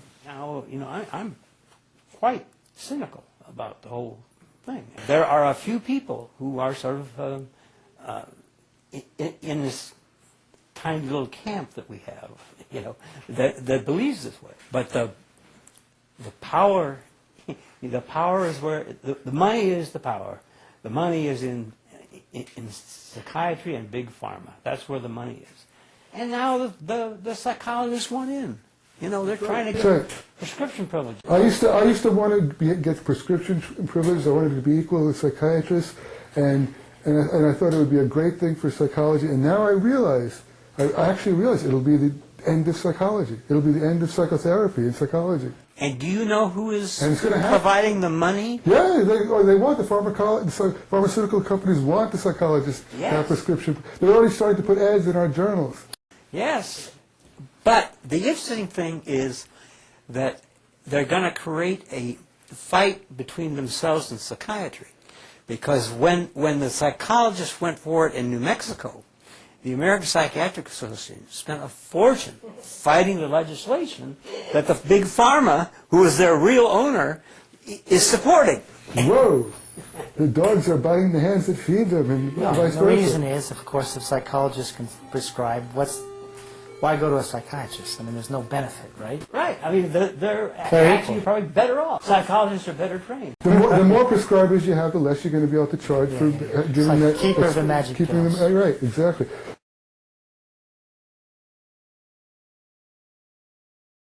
And I asked a question about the FDA. My assumption is it is controlled by the pharmaceutical industry at this point. Well, they pay for half of its budget. Aren't the people on the staff of the FDA, half of them former drug company employees or vice versa? There's a lot of back and forth. They go back and forth a lot. Half of their budget is from the companies that they're there to supervise. If that's not the fox watching the chicken coop, I've never heard of it.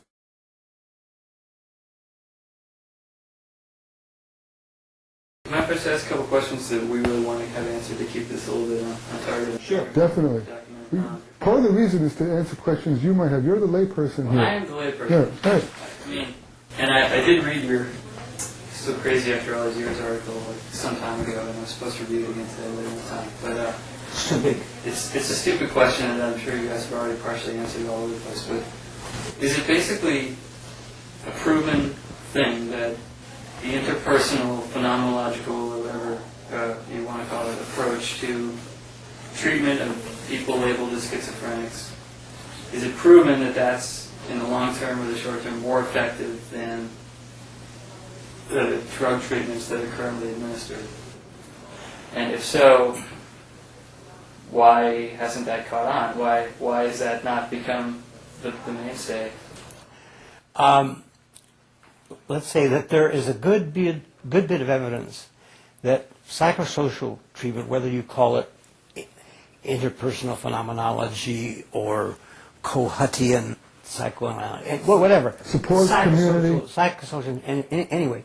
But a very supportive milieu with plenty of people around to provide sort of the interpersonal sustenance and help you address the subjective experience you're having and to understand it, that works. It does work. And in the long run, you're not subjected to all of the bad adverse consequences of the drugs. Okay? Why hasn't it caught on? Where's the profit? So, that's your answer? Yep.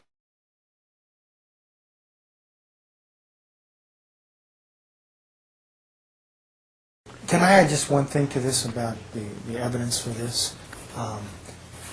You also have to ask, maybe one size doesn't fit all.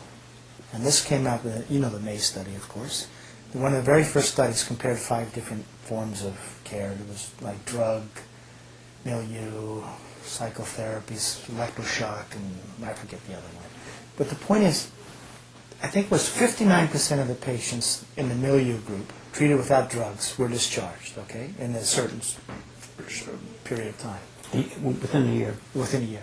And when they went back and looked, and correct me if I'm wrong, the group that was functioning best among all the different successes, so a certain number of drug patients were discharged and a certain number of ECT patients, etc., were the milieu patients treated without drugs. So among that group of successes, that was the group faring the best. So my point of this is, it may not be that, whatever you want to call it, psychosocial therapy is going to be the best for everybody.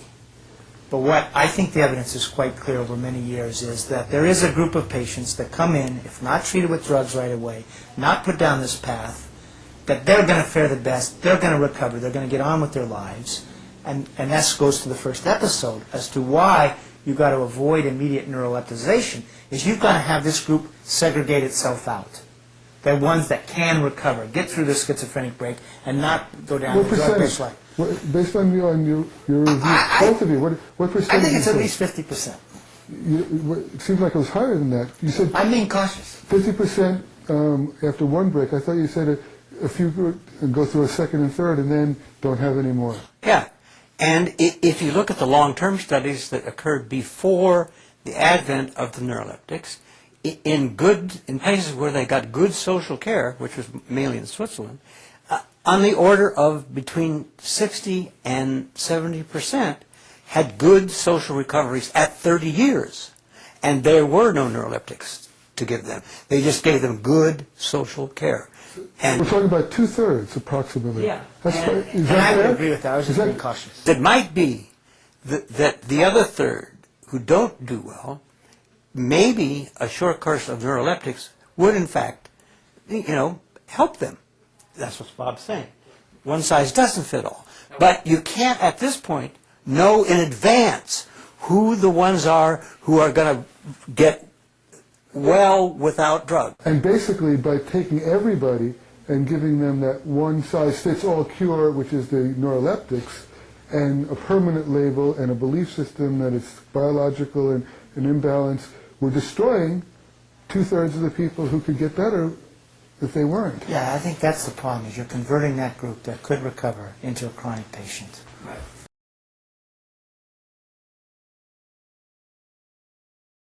Loren said earlier, just to repeat this, 2 things to reform the system, and I really believe the evidence is so solid on this, is 1, you need programs that set up for the first episode breaks, no immediate neuroleptization for the reasons we've talked about. And then second, you need supportive environments that allow gradual withdrawal. And that doesn't exist either. Now, one of the problems with Zuzer's place is the system doesn't support it. Okay, and so you get conflicting, viewpoints, etc. What you need is supportive community places with support systems for graduate withdrawal. Now, what the Harvard doctors found when they looked at that is roughly a third relapsed within 6 months. But they had a very interesting statement. They said those that didn't had an excellent chance of remaining well indefinitely off the drugs. That's your 65% again. So we keep coming up to this percentage of people, roughly two-thirds, who will do better without the drugs, and you need a system for segregating it out, and you need to separate it. And finally, I would point to Allen's system, 40% never medicated. That's again, so I think you can have... Was that Sweden? That was Finland. Finland, okay. And Kohlberg, he was talked about the Parachute Project, had the same thing. So my point is, 40% is a bare minimum, and maybe it's these three groups. 40% you don't want to, they'll never need it, and maybe there's a second group that needs a sort of short-term, the stabilization, this diminishment of pain, then they graduate withdrawal, and then maybe we do end up with a group of, say, 30% patients that really do better on the drugs. Maybe that's possible, but you need a system that allows for that segregation of patients. Mm-hmm. Anyway. Can I? Yeah. So then, on that question, then why can't it be built? Why can't you rebuild or build a Soteria house that's supported by, at this point, an extremely small, comparatively community of psychiatric survivors or whatnot that proves to be effective and grows? I mean, the cost of supporting a house like that is not very good. It's not cheap, but it's not as expensive as the traditional. If the people who went through believed in that method, they would pay for it, the same way they would pay for their drugs going to the other system. But they don't pay for it. The system pays for that care. But there should be enough rich people in this country that would want... But the rich people believe in this system. They believe two things on this. And then Loren's going to talk tomorrow night to a group that's trying to set up the Soteria house, correct? It'll be interesting to see whether there's any money behind it. Alaska, are you still in touch with Gottstein? Alaska did, the mental health board, after the last meeting, passed a resolution, believe it or not, saying they needed to look into whether you should build a system where you do not do immediate neuralization. Now, I don't know what's going to come of that, but after that, they actually passed this thing as a system, a mental health board that has budget money. Should we set up, in essence, a Soteria house for first episode patients? To my mind, that is the most hopeful thing in the country because it would come with some blessing of a mental health board and therefore, theoretically, money and support system. The problem is you have to have a reliable stream of money. That's the bottom line. And at this point in time, the reliable streams of money come from the party line. From those who control those streams of money are basically bureaucrats who believe the party line. And so to fund a Soteria-like place would be, as far as they were concerned, would be them funding malpractice. Right, and actually the pharmaceutical companies would fight them, would try to get them out of power if they try to do that. And you know, I'll be honest what you think about this. If you go back to this selective use, and let's say the system says that, you're putting the drug back into the tonic category, right? Right. You're basically saying it can help some people diminish some symptoms at a certain period of time rather than a state of being. So you move it back from the magic bullet category that's so successful financially into a different category. And that starts tearing apart the whole belief system the minute you do that. And it's another reason the drug companies will fight it, because they have a system that mandates continual care, lifelong care. And it's been very successful.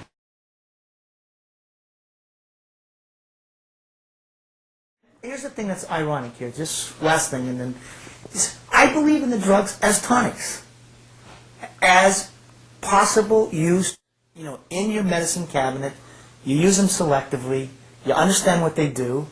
You make the segregated use. I think you can make a case for them, but you can't make a case for them on the evidence for the way they're used today. In fact, what you're saying, the data, you're saying the evidence, if it was real evidence-based, is that we're destroying as much as 60% of the people who come in with no benefit. 60% of the people. No, I think you're diminishing their life. You're taking them from acute people and making them chronic patients.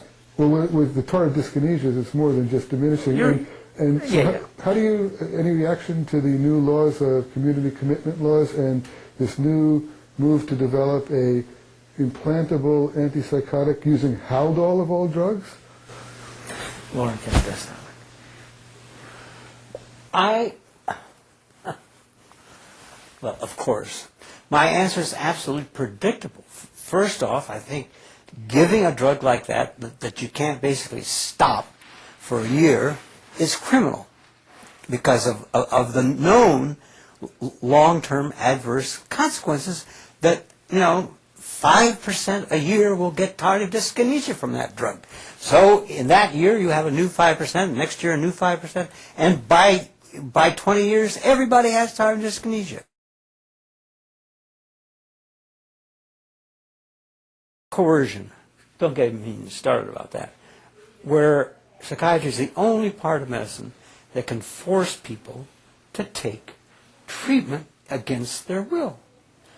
And I have had friends who've had various kinds of leukemia, and their doctors persuade them to take the most toxic stuff you can imagine. They're sick, they lose their hair, they turn yellow, they're miserable.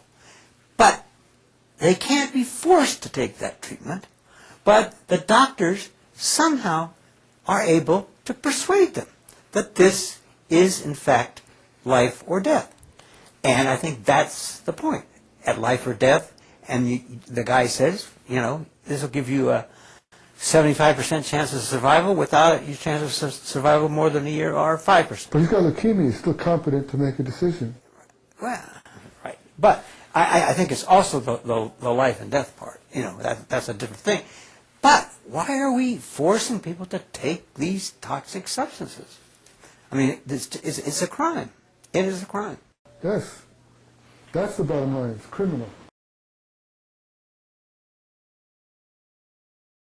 Yeah, this is sort of related to that.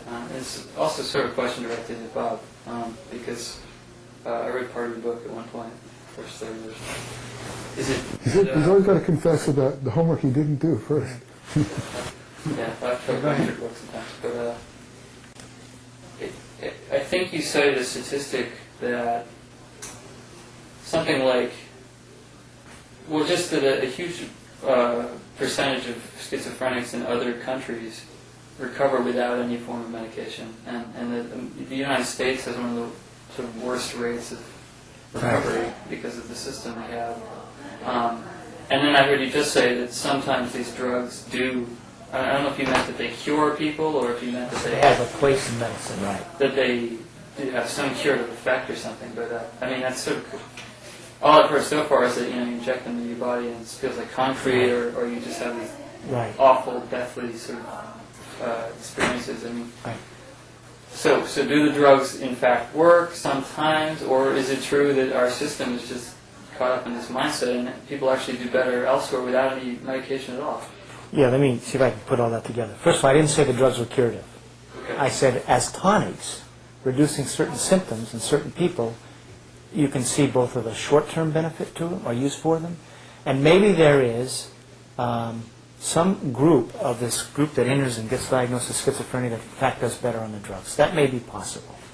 And one of the reasons I believe that is you have a thoughtful guy like Alan who finds a use for the drugs. So he's not a believer. That tells me that a clinician who is open-minded finds a place for them and is looking at recovery. In terms of, and by the way, and again, correct me if I'm wrong, Alan views them as tonics, right? Basically?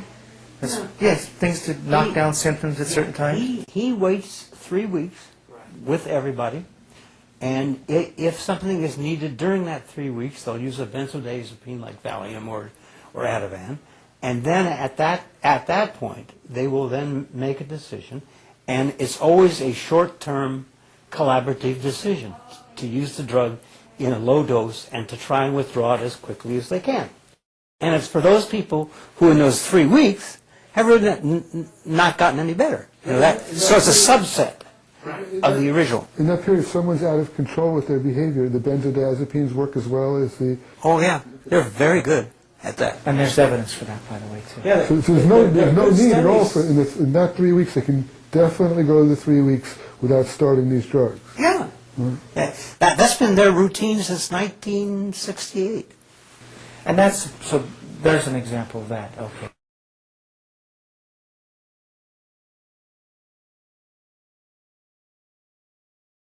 Now, just to go back to the WHO studies you're talking about, which was actually what got me interested in this whole thing.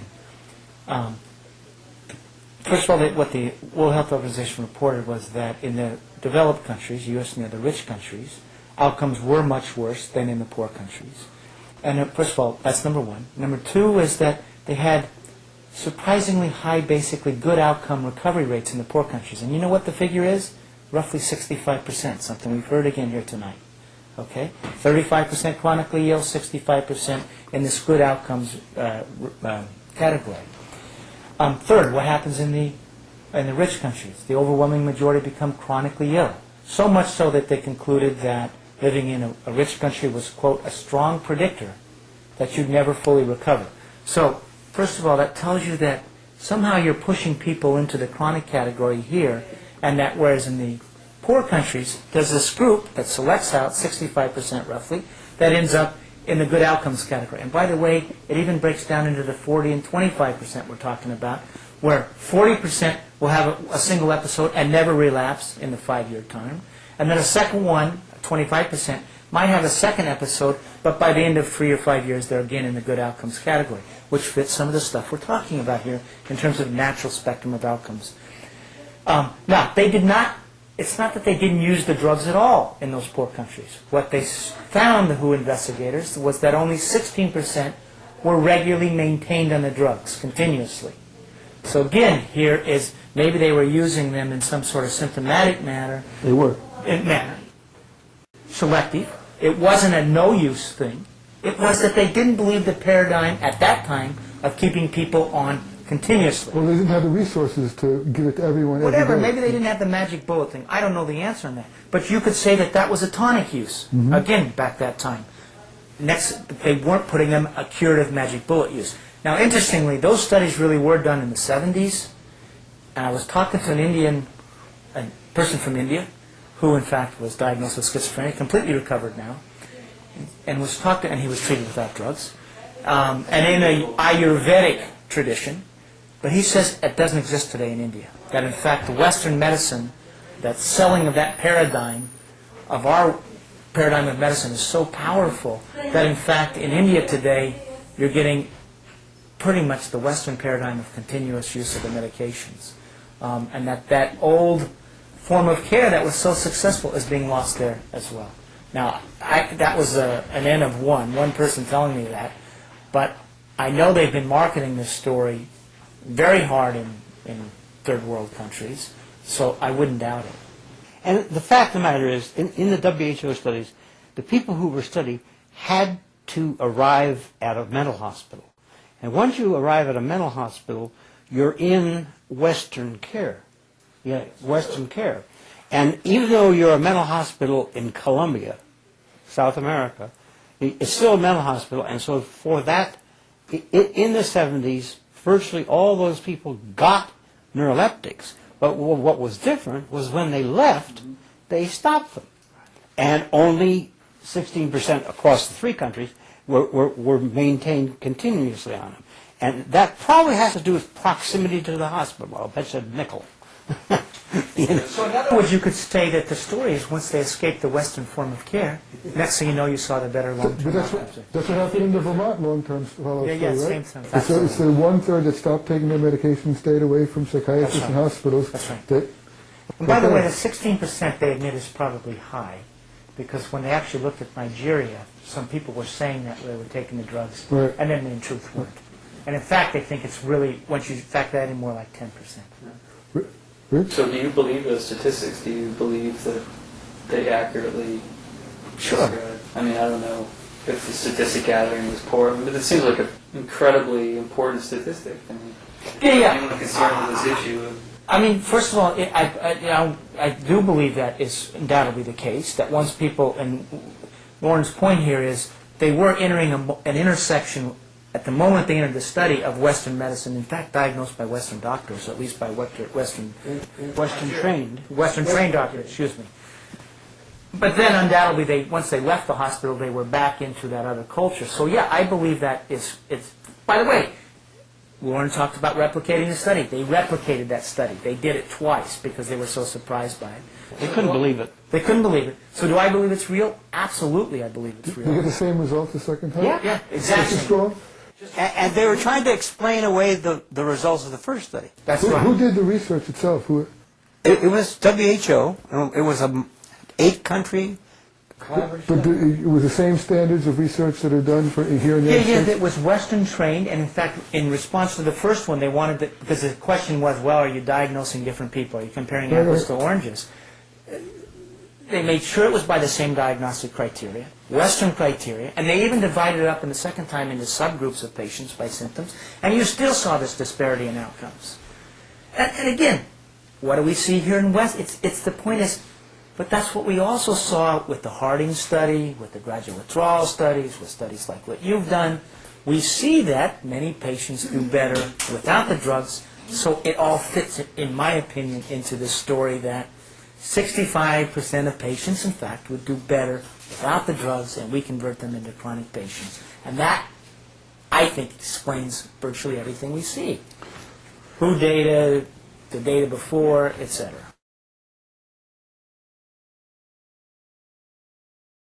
Well, I just think that the WHO data is so good because, you know, those were party liners who designed that study, because their major thing was to prove that there was schizophrenia anywhere you looked in the world, and it was manifest. biological. And it was manifest in the same way in Nigeria as it is in Maryland. You know, and that was the original reason for the study. And so they used criteria from John Wing in England. That's one of the basic criteria. And they wanted to go and find schizophrenia in all of these stuff. And then they had all this data at 5 years, and they looked at it. And I can imagine the consternation that went around. Now, luckily, most of the investigators in that study were old enough not to have been bought off by the drug company's biological model. They were senior citizens at that time when the study was planned. They were real scientists. In the 60s. Right.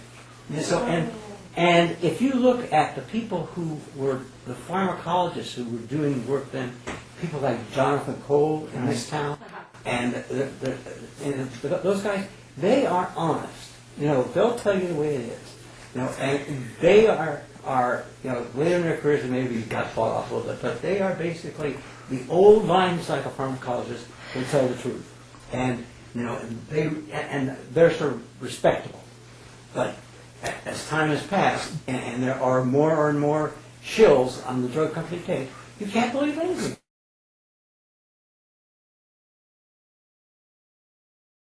So 2 questions. One is, they were true believers when they started. Were they true believers when they finished? Did it change their minds? I think it changed the investigators. That's what I mean, the people who did the research. So that we have a dozen people who believe different. So they actually bought their own data then and said, okay, this is real. But they didn't attribute the difference in outcomes to the drugs. They did not. No. What In did they- fact, it's interesting, and this shows that they were believers in our Western form of care.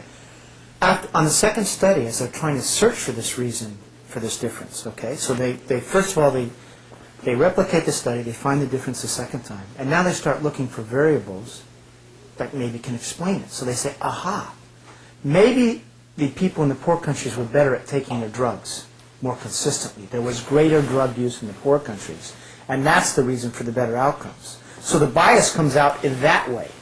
And they said, and then they say, but no, that can't be, because then when we looked at the drug use, we found that it was much lesser there. So drugs couldn't be the reason for the better outcomes. And they never take the next step, though, and ask themselves, is that the variable that causes, at least publicly in their writings, causes the worst outcomes?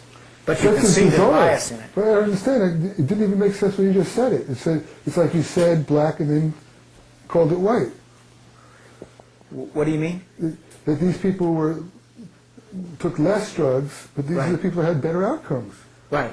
So how can you How not can you make the ignore that? connection? Yeah. Well, I don't Well, know. what they then did, they made a left turn. And they said the reason that they did better was because in those cultures, they could return to a social role, they had extended families that would take them in, and that they generally had, something to do. The fact of the matter is that is true, but the three countries, the nature of the cultures are not very similar. It's India, Colombia, Nigeria. Those are not exactly the same cultures. And so they have some features, kind of like all cultures do, but they're very different cultures. But the second study really tried to find the factors, the environmental factors, but never did come to the conclusion that that the low drug intake was the reason for the good outcomes. That they never quite got that far. Couldn't make that leap. It's too damaging. And that's why they were party liners. But that's also why you believe the study, because it was set up. Right. Because the people, even at the conclusion, didn't become believers in this alternative view about the medicines. Right. They were still believers at the end, and they still found the same difference in cure. Right, which tells you the bias was in the other direction of the outcome. And they found it. That's overwhelming. As far as I'm concerned, when people who don't believe in what come up with findings that they still don't believe in, you know that those findings are real. That data is real.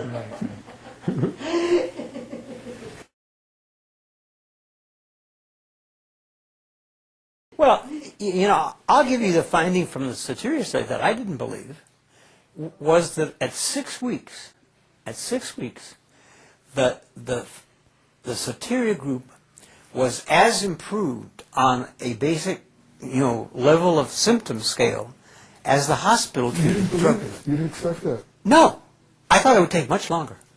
I thought it would come out maybe at 6 months, but at 6 weeks, the Soteria environment was as powerful as the drugs, and that's when the drugs have their maximum effect, is 6 weeks. So knocking down the targets.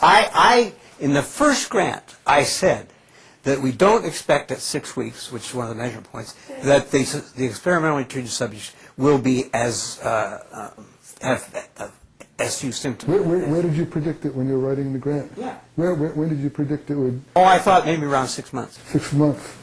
And that would have been consistent with the earlier NIMH data of the 63 trial, that, you get the short-term benefit and somehow, at some point there's a crisscross. So anyway, I was very surprised. And that's why I believe it, because I was surprised. Yep.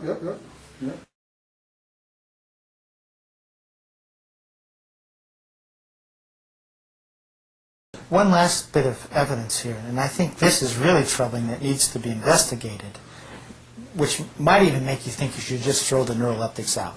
And this was a study by Gurr at the University of Pennsylvania, in which they followed people, and I forget the exact study design, but what they did is they observed people with MRIs, newly diagnosed patients over an 18-month period.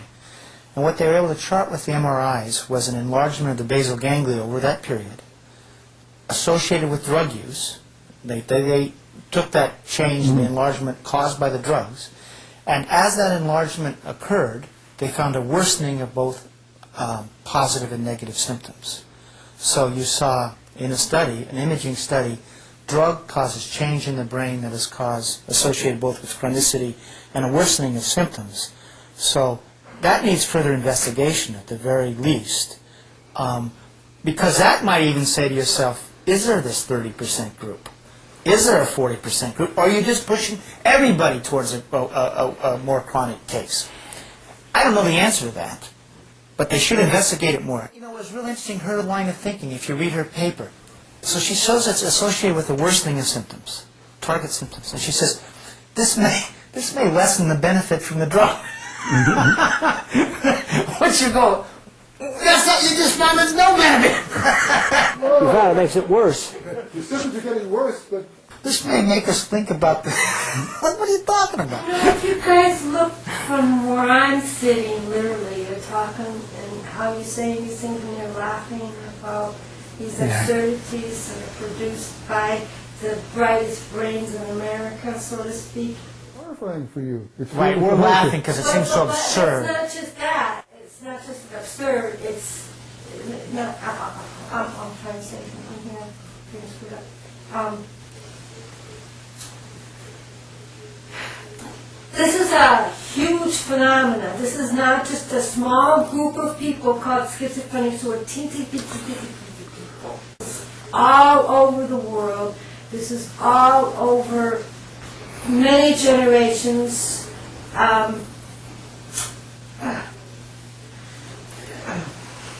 It Makes me cry. right. Even though I don't even think me. If we were talking about the Holocaust and the ovens that were being created, we probably wouldn't be Well, I laughing. don't know about But that you horrible don't get- analogy, but it's you- pretty damn bad. But we're talking about numbers that approach those kinds of No, numbers. you're talking about a lot of lives lost. Over the time since let's don't talk about all the other shit Right, that's going on since the severe neuroleptic that came. Hey, listen, one How last, many people are we talking?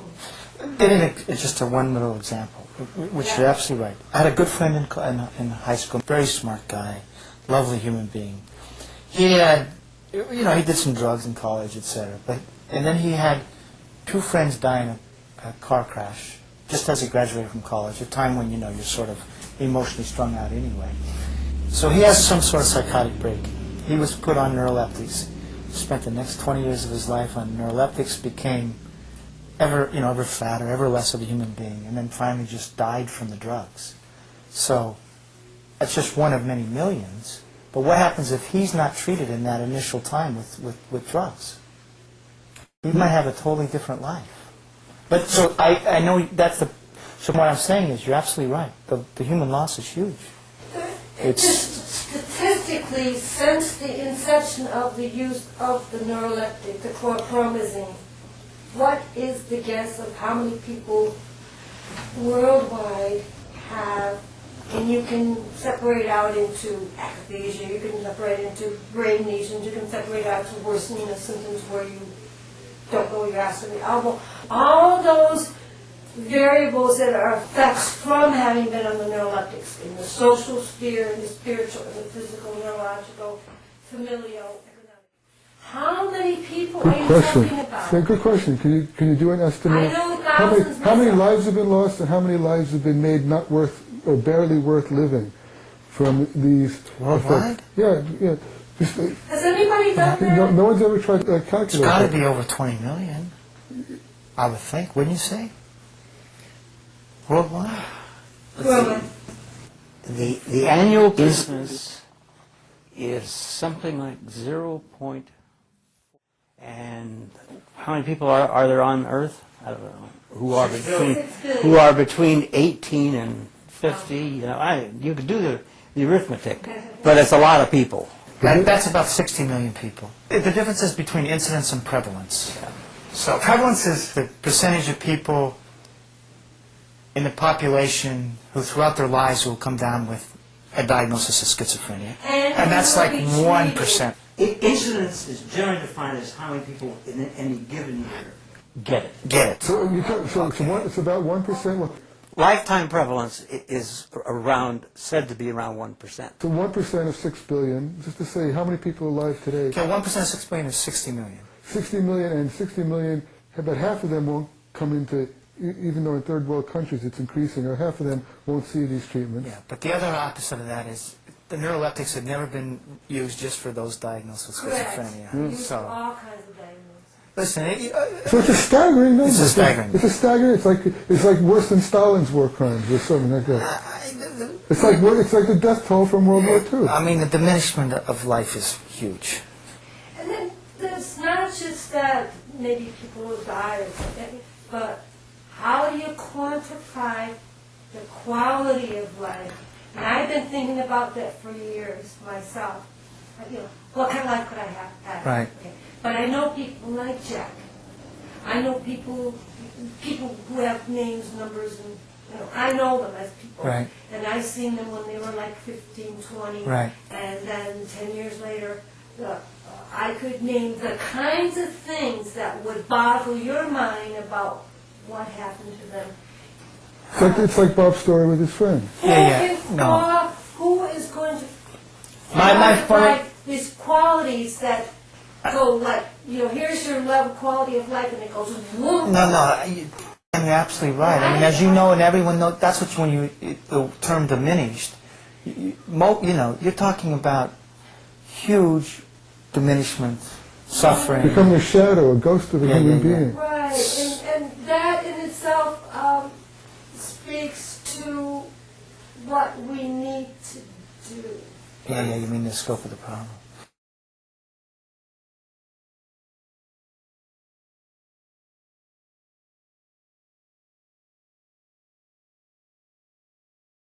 The last question, which would be, where are you going from here, personally?